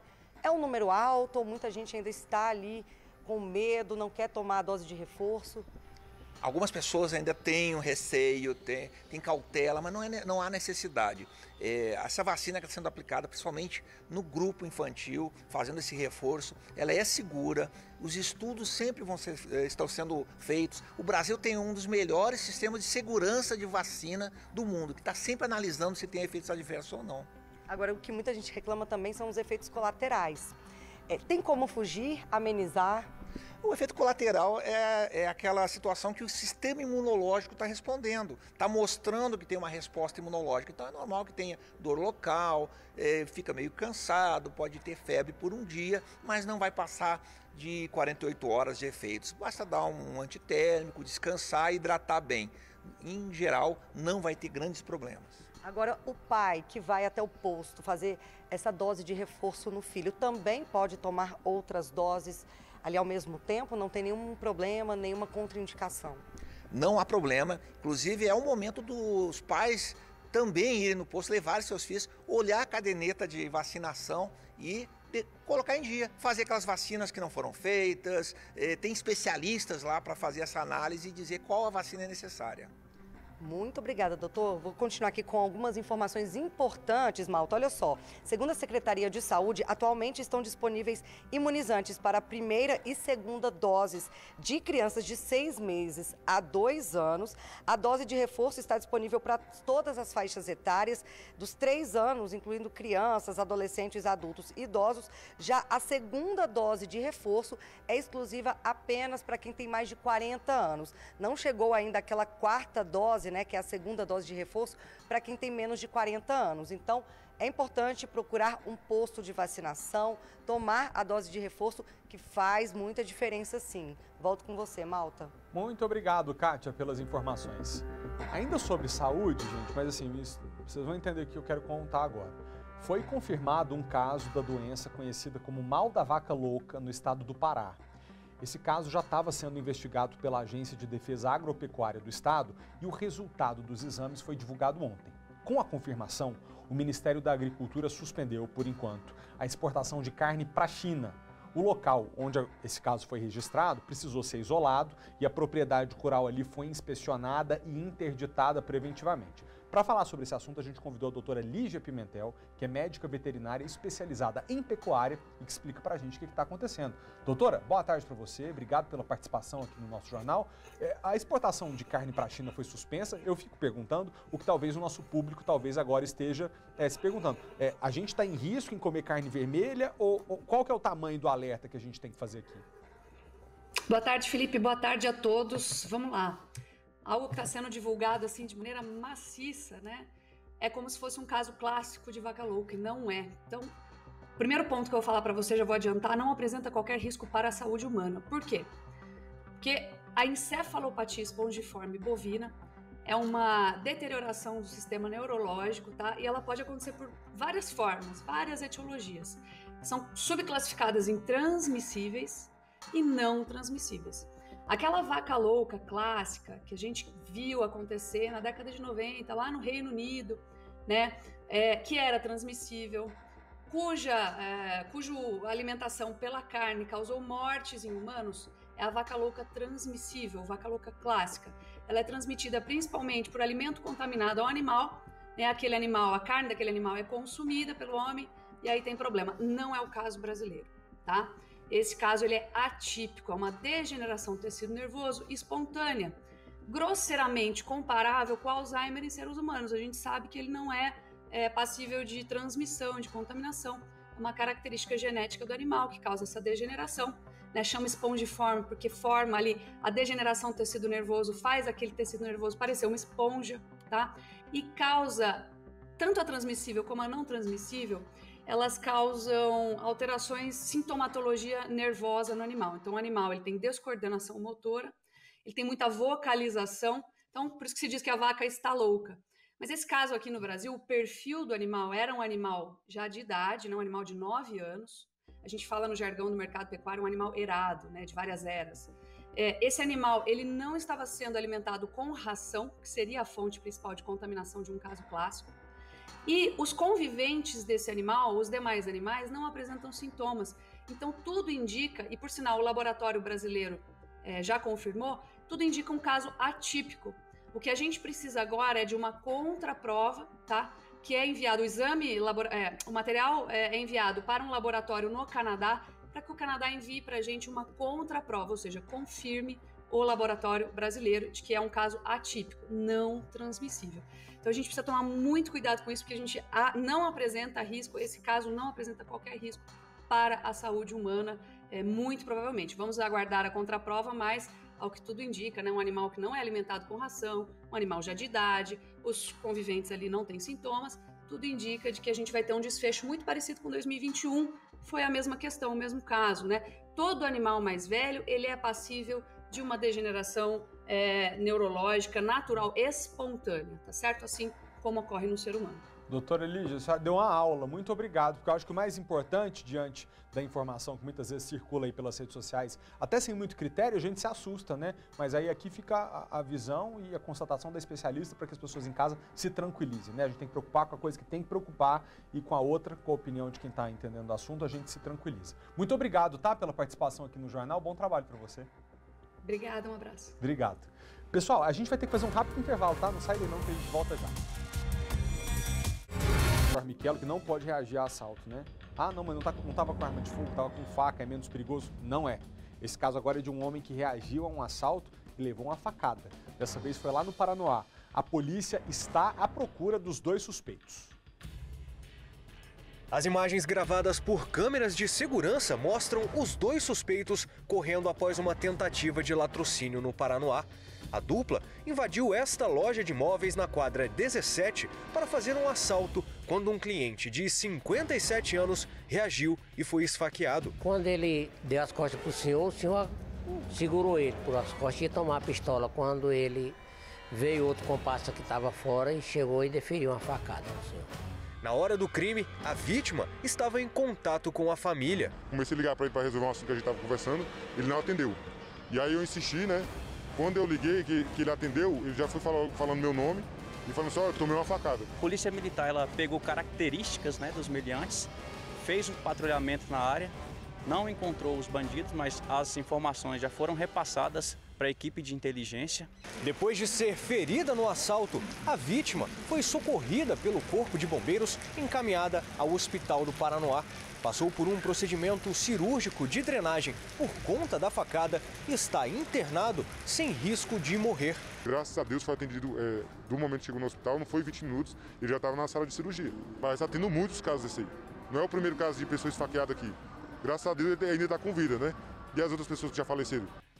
Nossa. Um caminhão capotou na BR-020 na altura da quadra 16 de Sobradinho. No veículo era transportada uma carga de óleo usado que poderia contaminar uma rede de águas pluviais que fica perto do local do acidente. Por isso, foi preciso fazer a contenção do óleo com terra. Os bombeiros tiveram também de mudar o caminhão de lugar porque tinha o risco de incêndio, já que o material era inflamável. O motorista e o passageiro foram avaliados pelos bombeiros e estavam apenas com ferimentos leves. A polícia identificou os responsáveis por uma chacina em um bar. 7 pessoas foram executadas por causa de um jogo de sinuca. Um dos assassinos foi morto no confronto com a polícia e o outro, que estava foragido, também foi preso. Atenção na terra e no céu. O Batalhão de Operações Especiais de Cuiabá foi até Sinop, a 480 quilômetros de distância, para ajudar nas buscas pelos 2 suspeitos que aparecem nessas imagens atirando contra várias pessoas em um bar. 7 morreram. Os disparos foram feitos depois que a dupla perdeu R$4 mil em apostas num jogo de sinuca. Os 2 teriam ficado ofendidos por terem sido zombados após a derrota. O governo de Mato Grosso criou uma força-tarefa para prender os suspeitos. Edgar Ricardo de Oliveira, de 30 anos, e Ezequias Souza Ribeiro, de 27 anos, têm antecedentes criminais. Ambos têm passagem, né? O Edgar tem passagem por crimes de violência doméstica, já o Ezequias tem mais passagem, tendo inclusive um mandado de prisão civil aberto. Entre os mortos está uma adolescente de 12 anos. 2 pessoas conseguiram fugir durante os disparos. A Federação de Tiro de Mato Grosso emitiu uma nota informando que um dos assassinos possui o certificado de registro do Exército Brasileiro. A caminhonete e a espingarda usadas no crime já foram localizadas pela polícia. Um dos suspeitos foi encontrado no fim da tarde desta quarta-feira. Ezequias Souza morreu em confronto com a polícia. Edgar Ricardo continua foragido. O ministro da Justiça, Flávio Dino, determinou que a Polícia Federal investigue o assassinato da vereadora Marielle Franco e do motorista Anderson Gomes. Esse crime foi no Rio de Janeiro há quase 5 anos, que até agora não se sabe quem foi o mandante. O inquérito foi aberto pela Polícia Federal nesta segunda-feira. Pelas redes sociais, o ministro da Justiça, Flávio Dino, informou que o objetivo é ampliar a colaboração federal nas investigações. A portaria da PF diz que a demora em resolver o crime pode fazer o Brasil ser responsabilizado na Corte Interamericana de Direitos Humanos. A vereadora Marielle Franco, do PSOL, e o motorista Anderson Gomes foram assassinados a tiros numa emboscada no centro do Rio de Janeiro em 14 de março de 2018. Até agora, a Polícia Civil do Rio apontou o envolvimento dos ex-policiais militares Rony Lessa e Elcio de Queiroz com o crime. Eles foram presos em março de 2019 e se tornaram réus pelo homicídio da vereadora. A investigação federal do caso Marielle foi uma promessa de campanha do presidente Lula. Na última semana, o ministro da Justiça se reuniu com o procurador e o subprocurador do Ministério Público Fluminense. Flávio Dino sinalizou no encontro que a PF passaria a participar das investigações. Agora, a força-tarefa do MP do Rio, que já conta com a ajuda da Polícia Civil, poderá receber também informações federais. Em nota, o Instituto Marielle Franco informou que pretende se encontrar nas próximas semanas com as autoridades para entender como vai funcionar a cooperação entre as polícias civil e federal. O presidente nacional do PSOL cobra respostas sobre os mandantes do crime. Não acreditamos na hipótese que chegou a ser levantada pelo Ministério Público do Rio de Janeiro de que os 2 milicianos um dia saíram de casa e resolveram assassinar uma vereadora no centro do Rio de Janeiro sem qualquer motivação. Não. Este crime seguramente foi encomendado por gente poderosa, por gente graúda, e a gente não sabe nem quem foi e não sabe ainda as motivações. E foram divulgadas as imagens do momento em que o rapaz de 22 anos de idade foi assassinado durante uma tentativa de assalto lá em Samambaia. As câmeras de segurança do condomínio em frente ao local do crime mostram o exato momento em que Natanael Santos de Oliveira leva uma facada no peito. O corpo do rapaz foi enterrado ontem à tarde. Os detalhes agora das novas imagens que vieram à tona, quem traz pra gente a repórter Kátia Gomes. Ô Kátia, eu acredito que essas imagens agora vão ajudar, né, a polícia a identificar os criminosos. É exatamente isso que a polícia espera, né? Tentar identificar esses criminosos que ainda estão foragidos. A imagem não é muito nítida, não dá para ver exatamente o rosto ali dos bandidos, mas mostra toda a movimentação. Ela mostra o Natanael passando ali pela quadra 304 de Samambaia. Ele está a pé, ele anda com uma mochila preta nas costas, está com a cabeça baixa ali, aparentemente mexendo no celular, quando ele é abordado por 2 homens que chegam, cada um em uma bicicleta. Então, é nesse momento ali que ele é abordado, que provavelmente foi nesse exato momento que os criminosos anunciaram o assalto, o Natanael aparece ali chutando a bicicleta. Um dos criminosos parte para cima dele e dá uma facada no peito. O Natanael ainda aparece correndo ali, atravessando o canteiro central, mas logo depois ele cai e morre ali mesmo na rua. A imagem até mostra um homem passando ali na frente do condomínio e olhando toda aquela movimentação, mas ali na imagem, naquele vídeo, né, que foi divulgado, não mostra ele indo ali em direção ao Natanael, né, ou mostrando ali qualquer reação. Então, tudo aconteceu muito rápido. O vídeo ele tem apenas 9 segundos e mostra essa covardia, né? O Natanael, ontem conversamos com a mãe dele, ela disse que ele estava indo para o trabalho, que ele trabalhava em um restaurante em Águas Claras e que todos os dias ele costumava fazer esse trajeto de bicicleta. Ele ia para o metrô, no metrô ele seguia para o trabalho dele, só que no dia do crime ele decidiu ir a pé porque ele tinha combinado de voltar com carona de um amigo, né? Então, nesse dia ali foi atípico, infelizmente ele acabou sendo abordado pelos criminosos, ele teria reagido ao assalto e acabou morrendo. Então agora, Malta, a polícia segue aí investigando, tentando localizar esses 2 criminosos e, claro, pede ajuda, que se alguém ali reconhecer, mesmo que a imagem não esteja muito nítida, que faça uma denúncia de forma anônima. Eu volto com você. Muito obrigado, Kátia, pelas informações. Nossa, que acione a polícia, né? O mínimo, nada vai trazer a vida desse menino de volta e a família, evidentemente, está devastada. O mínimo que a família merece é uma solução para a questão, para que justiça seja feita. Então, se você tiver alguma informação, diz 197 para a Polícia Civil e ajude a localizar as pessoas que cometeram essa barbaridade. Ó, te pedir licença mais uma vez, a gente vai fazer um rápido intervalo, tá? Mas voltamos já.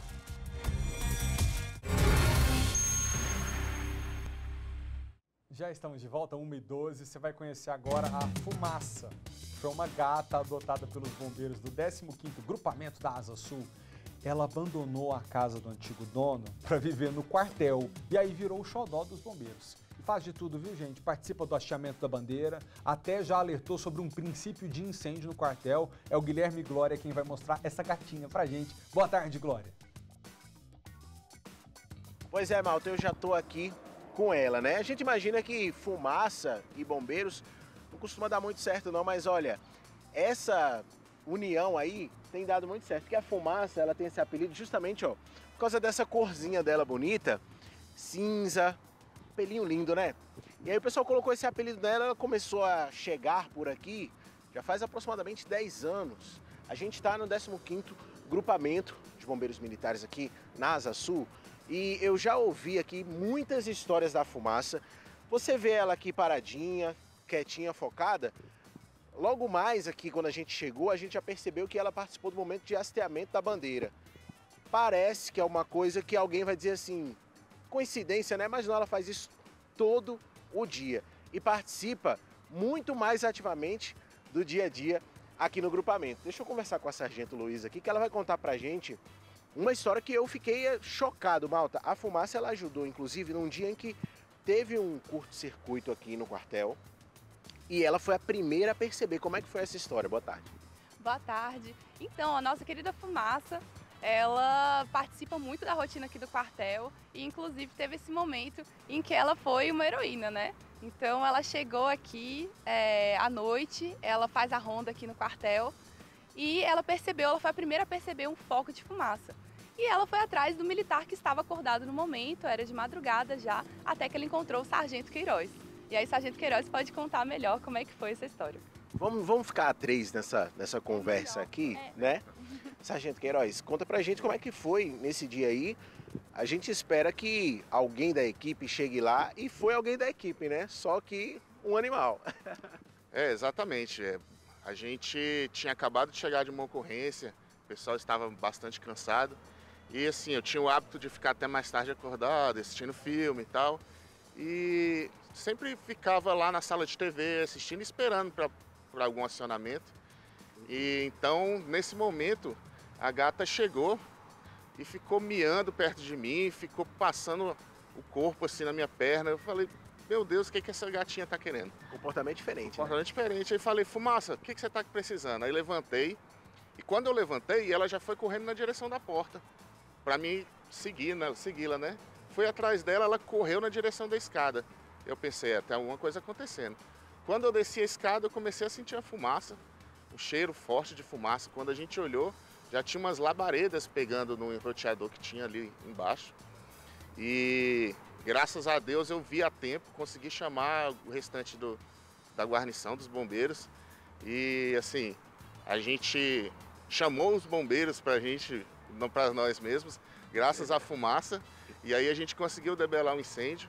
Deu tudo certo, foi um prejuízo muito pouco, graças à fumaça. Ou seja, era algo em fase inicial ali, mas se não fosse isso, poderia tomar uma proporção muito maior. Poderia ter uma proporção maior, mas como a gente tem a nossa querida bombeirinha aí, ela nos salvou desse incêndio aí. Hoje a gente até mostrou as imagens, vou pedir para a nossa produção recuperar, porque a fumaça esteve no momento do hasteamento da bandeira, como eu falei. Ela estava até sentada numa cadeirinha ali, mas ela costuma ficar mais perto mesmo aqui do grupamento e acompanhar até de frente para a bandeira, né? Sim, ela nunca sai.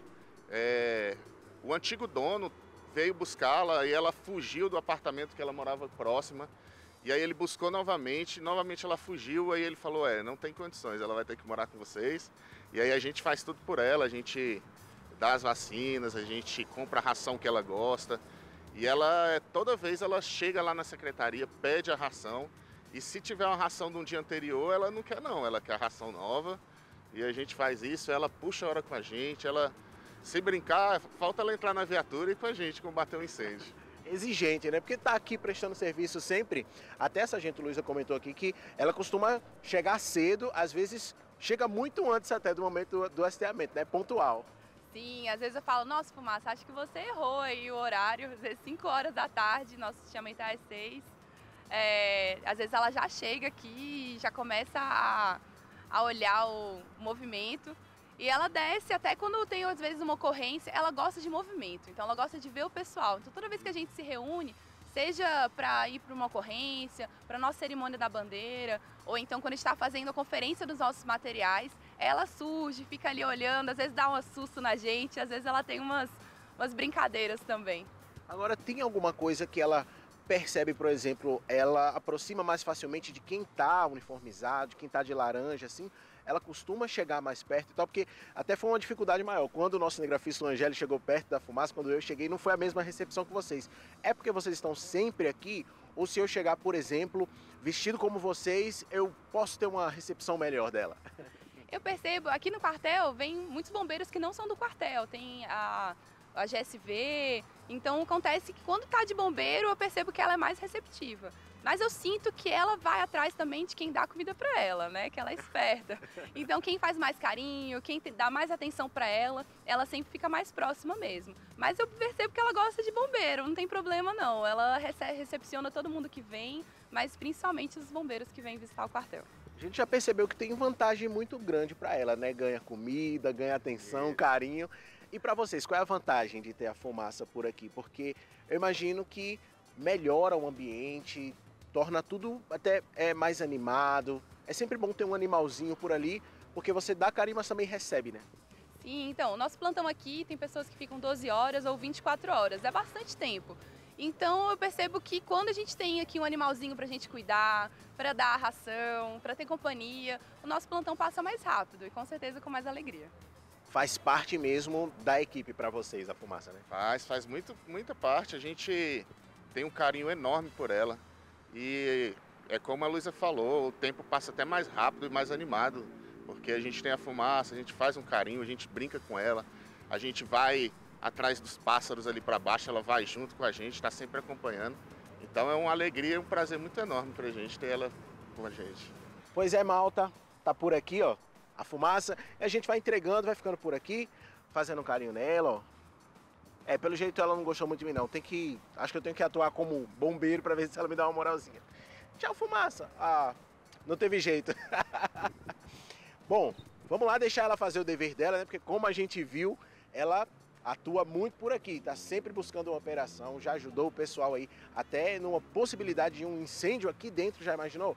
Então é muito querida pela turma toda que trabalha aqui no Corpo de Bombeiros, os militares, e a gente fica muito feliz de fazer uma matéria como essa, né? Um animalzinho que enriquece tanto a vida de pessoas que trabalham salvando outras vidas, né? Tá aí a importância da fumaça. Volto contigo, Malta. Obrigado, Glória. Assunto sério agora. Vocês sabiam que as companhias de seguro vão ter que pagar até 5 bilhões de reais para os fornecedores das lojas americanas, caso as americanas não cumpram os contratos com os fabricantes? Esse valor de 5 bilhões de reais é considerado inédito até pelas próprias seguradoras. E agora essas empresas de seguro estão reavaliando a capacidade de fazer frente, de cobrir essas apólices. As lojas americanas seguem funcionando com base no plano de recuperação judicial apresentado após o rombo estimado em 43 bilhões de reais. Porém, diante das inconsistências contábeis, fontes do mercado falam em até 50 bilhões. Além dos empregados que veem riscos de demissão em massa, os fornecedores da rede varejista estão com o pé atrás e acionando as seguradoras. Estamos falando aí de apólices cujo somatório pode chegar a 4 ou até mesmo 5 bilhões de reais de indenizações securitárias. Se a seguradora quitar a apólice de um fornecedor de geladeiras, por exemplo, que não recebeu o pagamento, a companhia de seguros passa a ser credora da loja. Esse fornecedor que contratou a apólice seguro sai da recuperação, se ele tiver sido integralmente indenizado, é óbvio. Essa recuperação poderá ter contornos ainda mais dramáticos caso a Justiça considere, ao final das investigações, que houve ilegalidades. O Fundo Verde A7 do bilionário americano Warren Buffett, que investiu na varejista, disse em nota ser uma vítima de fraude e pede punições. A lei brasileira permite que, além das empresas, os dirigentes e executivos também respondam individualmente por erros de gestão, desvios de conduta e fraudes financeiras. Nesse caso, também podem entrar em ação as seguradoras. Visa cobrir reclamações que envolvam no polo passivo algum administrador, algum diretor de alguma empresa. Os custos de defesa, os eventuais acordos e as indenizações. Gente, nesse carnaval que teve de gente que perdeu o celular, né, furtado, só a cidade de São Paulo registrou perto de 3.500 furtos de celulares durante o carnaval. Eu imagino que sejam muito mais, né, que nem todo mundo registra boletim de ocorrência, porque, né, fica na dúvida se vai resolver alguma coisa ou não, embora seja importante registrar o BO. Uma operação da Polícia Civil que investiga a receptação e o comércio ilícito de aparelhos cumpriu mandados de busca e apreensão no centro da capital. As quadrilhas usam mulheres para esconder os produtos roubados. A operação na quarta-feira de cinzas mirou os receptadores de telefones celulares roubados e furtados durante o carnaval. os policiais cumpriram 24 mandados de busca e apreensão. Em apartamentos e hotéis no centro da cidade, os investigadores encontraram 313 celulares e 10 computadores, usados para desbloquear aparelhos e extrair dados pessoais das vítimas. Funcionava ali uma central que teria como objetivo ou o desbloqueio desses telefones celulares, deixando eles aí prontos para serem reutilizados, ou mesmo até a questão da extração dos dados contidos nesses telefones celulares para utilização em golpes ou então em outras fraudes. Neste celular, o dono deixou uma mensagem na tela bloqueada para sensibilizar o ladrão. Não deu certo. 4 pessoas foram presas, entre elas um senegalês. A operação foi planejada semanas antes. Investigadores filmaram a ação das quadrilhas de receptadores na rua Guaianazes, no centro da capital. As imagens mostram a chegada de ladrões com os aparelhos. Aqui, o receptador de camiseta amarela olha o celular roubado pelo ladrão, que está de branco. O criminoso leva o aparelho para o homem, que seria um dos chefes da quadrilha. Nos 4 dias de carnaval, policiais do Departamento de Investigações Criminais, o DEIC, apreenderam 390 celulares roubados ou furtados nos blocos de rua. 17 pessoas foram presas, a maioria mulheres, as responsáveis por esconder os aparelhos em meio à multidão. A organização dos criminosos chamou a atenção da polícia. Aquele que distrai a vítima em um evento, aquele que efetivamente vai furtar o aparelho celular, aquele que vai levar até um indivíduo expert em informática, que vai quebrar o sistema de segurança daquele telefone celular, e finalmente ao receptador. Por incrível que pareça, imagens como estas foram comuns no carnaval da capital paulista. Mulheres disfarçadas com dezenas de celulares escondidos em cintas. Esta estava com 13 aparelhos escondidos e não parecia muito preocupada com a prisão em flagrante. A criminosa sorria. Vai 1, 2... E o policial contava. 10, 11... Tem mais. Policiais têm atuado para prender foragidos da justiça que estão escondidos na região de garimpo ilegal, lá em Roraima. 4 pessoas foram detidas desde o começo da semana. Aloísio Mateus de Souza Bezerra foi preso na noite desta terça-feira em Boa Vista. Ele havia acabado de retornar da terra indígena Yanomami. Na casa dele foram apreendidas 4 armas de fogo, munição e porções de droga. Dentro da terra indígena, a polícia deteve Ronivon da Silva Costa. Comandado em aberto por estupro de vulnerável, ele atuava como segurança de garimpeiros. Com ele foram encontradas armas e munição. Já em Boa Vista, foi preso Francisco Leandro da Silva, procurado por roubo. Ele também atuava com garimpeiros na área indígena. Hoje a gente tem um levantamento aí de mais de 50 foragidos somente aqui no estado de Roraima. Fiscais do Ibama que atuam na terra Yanomami instalaram um cabo de aço no rio Urariquera para impedir a passagem de garimpeiros ilegais. A senadora Elisiane Gama, vice-presidente da comissão externa criada no Senado para acompanhar a crise Yanomami, afirmou que irá cobrar explicações do senador Chico Rodrigues a respeito da visita dele ao território indígena realizada nesta segunda-feira. A ida do parlamentar, presidente da comissão externa, ao território não foi acordada com outros senadores do grupo. A visita também não foi autorizada pela FUNAI. Elisiane Gama ainda deve tratar dessa situação com o presidente do Senado, Rodrigo Pacheco. Nós não vamos aceitar que uma comissão que leva o nome dos Yanomamis possa, por exemplo, servir de instrumentos para quem quer que seja, sobretudo aqueles que tentam aumentar ou tentar até legitimar, por exemplo, uma ação criminosa nos povos Yanomami. O Ministério Público Federal em Roraima deu prazo de 10 dias para que o senador Chico Rodrigues dê informações sobre a visita à terra indígena.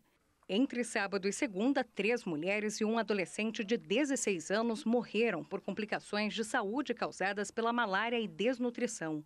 O presidente do Conselho Distrital de Saúde Indígena Yanomami afirma que muitas comunidades ainda estão sem atendimento médico. Estamos falando de 180 comunidades de estado de emergência, né? Que esses 180 comunidades precisam urgentemente equipe de saúde dentro das comunidades. Agora o noticiário internacional. Mísseis russos atingiram algumas cidades da Ucrânia nas últimas horas. O enviado especial ao país, Sérgio Utti, conversou com um brasileiro que tem lutado na guerra com os ucranianos. As mãos na direção são de um brasileiro que mora na Ucrânia há 6 anos e prefere não mostrar o rosto. Horas depois de os russos começarem a atacar o território ucraniano no ano passado, ele se apresentou para defender o país. Com experiência militar, hoje ele ensina aqueles que vão para o combate. É uma espécie de professor de guerra. A sala de aula são centros de treinamento. A gente está indo para um desses lugares agora. Nem tudo a gente vai poder filmar, obviamente, por questões de segurança, e a gente está indo para lá agora. Chegamos a um ponto de encontro onde somos orientados a nos deslocar para um segundo lugar. É onde ele nos conta sobre sua primeira experiência. Guerra, infelizmente, a gente tem que se defender.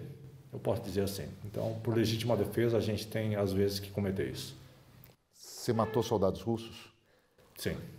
Adrenalina, emoção também, né, de estar ali no meio daquilo tudo, né, entre a vida e a morte. Uma coisa muito estranha, mas ao mesmo tempo é um sentimento muito forte. Ele trabalha com ucranianos que nos mostram equipamentos de primeiros socorros encontrados com soldados russos e que, segundo eles, são antigos e impróprios para salvar a vida de algum ferido. Mas logo a conversa ganha outro rumo. A revolta desses ucranianos com Putin é ainda maior. As alegações da Rússia de que está tentando desnazificar esse país não fazem sentido para a grande maioria dos ucranianos, para boa parte do mundo ocidental, mas principalmente para pessoas como o Léo, que fazem parte da comunidade judaica aqui da Ucrânia. Um ucraniano judeu. Meu avô lutou na Segunda Guerra contra os nazistas. Se ele estivesse vivo agora, nem imagino como iria se sentir. Léo me conta que há milhares de judeus combatendo o exército russo. O discurso de combate ao nazismo feito por Putin é repetido por muitos brasileiros, como este, que nas redes sociais se apresenta como soldado das forças russas e diz que nós, jornalistas, difamamos um povo que enfrenta sozinho os nazistas de Kiev.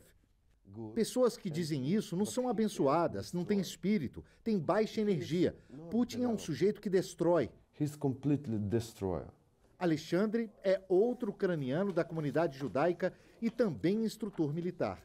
Ele me mostra a Torá, livro sagrado para os judeus, e as roupas tradicionais por baixo do traje militar. É sinal de uma outra batalha, mostrar que o país que defende não é aquele que o governo russo diz combater. Os presidentes da Rússia e dos Estados Unidos tiveram encontros com aliados e voltaram a trocar acusações. Me sinto em casa, disse Biden ao apertar as mãos dos líderes de 9 países da OTAN que participavam do encontro em Varsóvia, na Polônia. Todas essas nações já fizeram parte do bloco comunista ou até mesmo da antiga União Soviética e hoje sentem-se mais ameaçadas pela vizinha Rússia. Joe Biden confirmou o apoio dos Estados Unidos ao leste europeu, dizendo que os países da região formam a linha de frente na defesa da OTAN. Para ele, a decisão de Putin de suspender o acordo nuclear com os americanos é um grande erro. A mais de 1.000 quilômetros dali, Vladimir Putin se reunia em Moscou com o principal diplomata da China. Em um recado aos Estados Unidos, o representante de Pequim disse que a parceria entre russos e chineses não está sujeita à provocação ou interferência de terceiros. Horas depois, o líder russo discursou em um estádio lotado, voltou a culpar o Ocidente pela guerra na Ucrânia e afirmou que o povo do seu país apoia a invasão.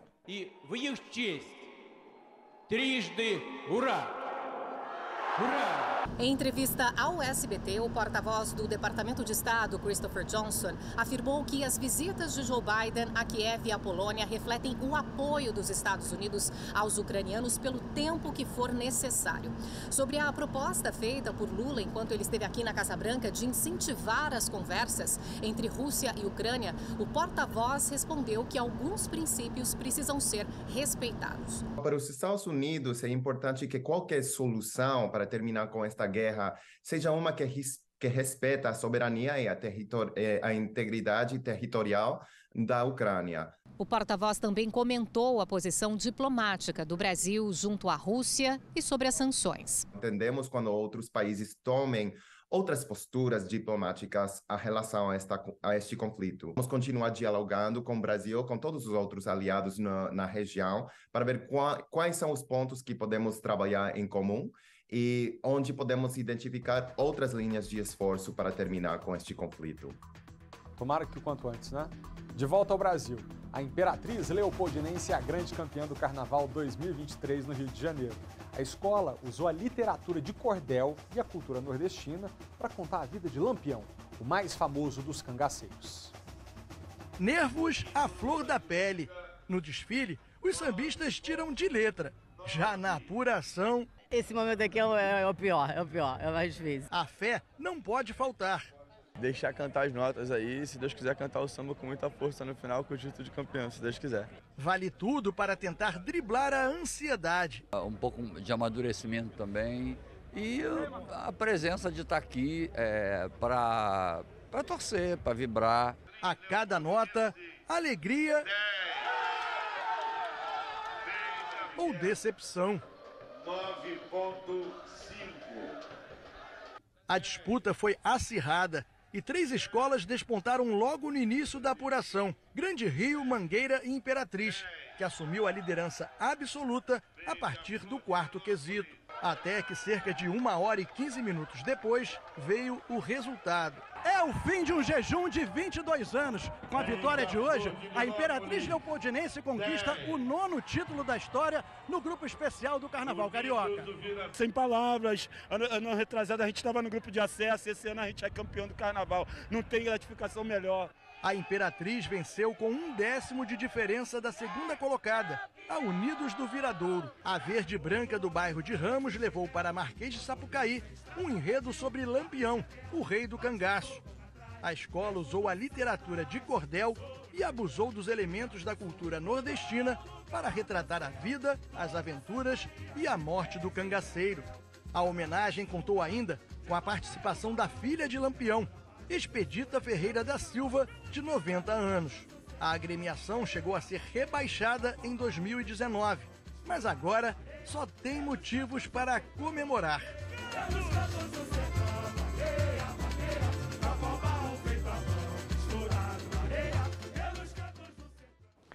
Acabou o Carnaval, o ano começou, né, gente? O SBT Brasília, primeira edição, fica por aqui. Amanhã a gente volta a se ver, 15 para meio-dia, canal 12.1, aqui no SBT Brasília. Obrigado, tá? Agora é hora do esporte. Tchau!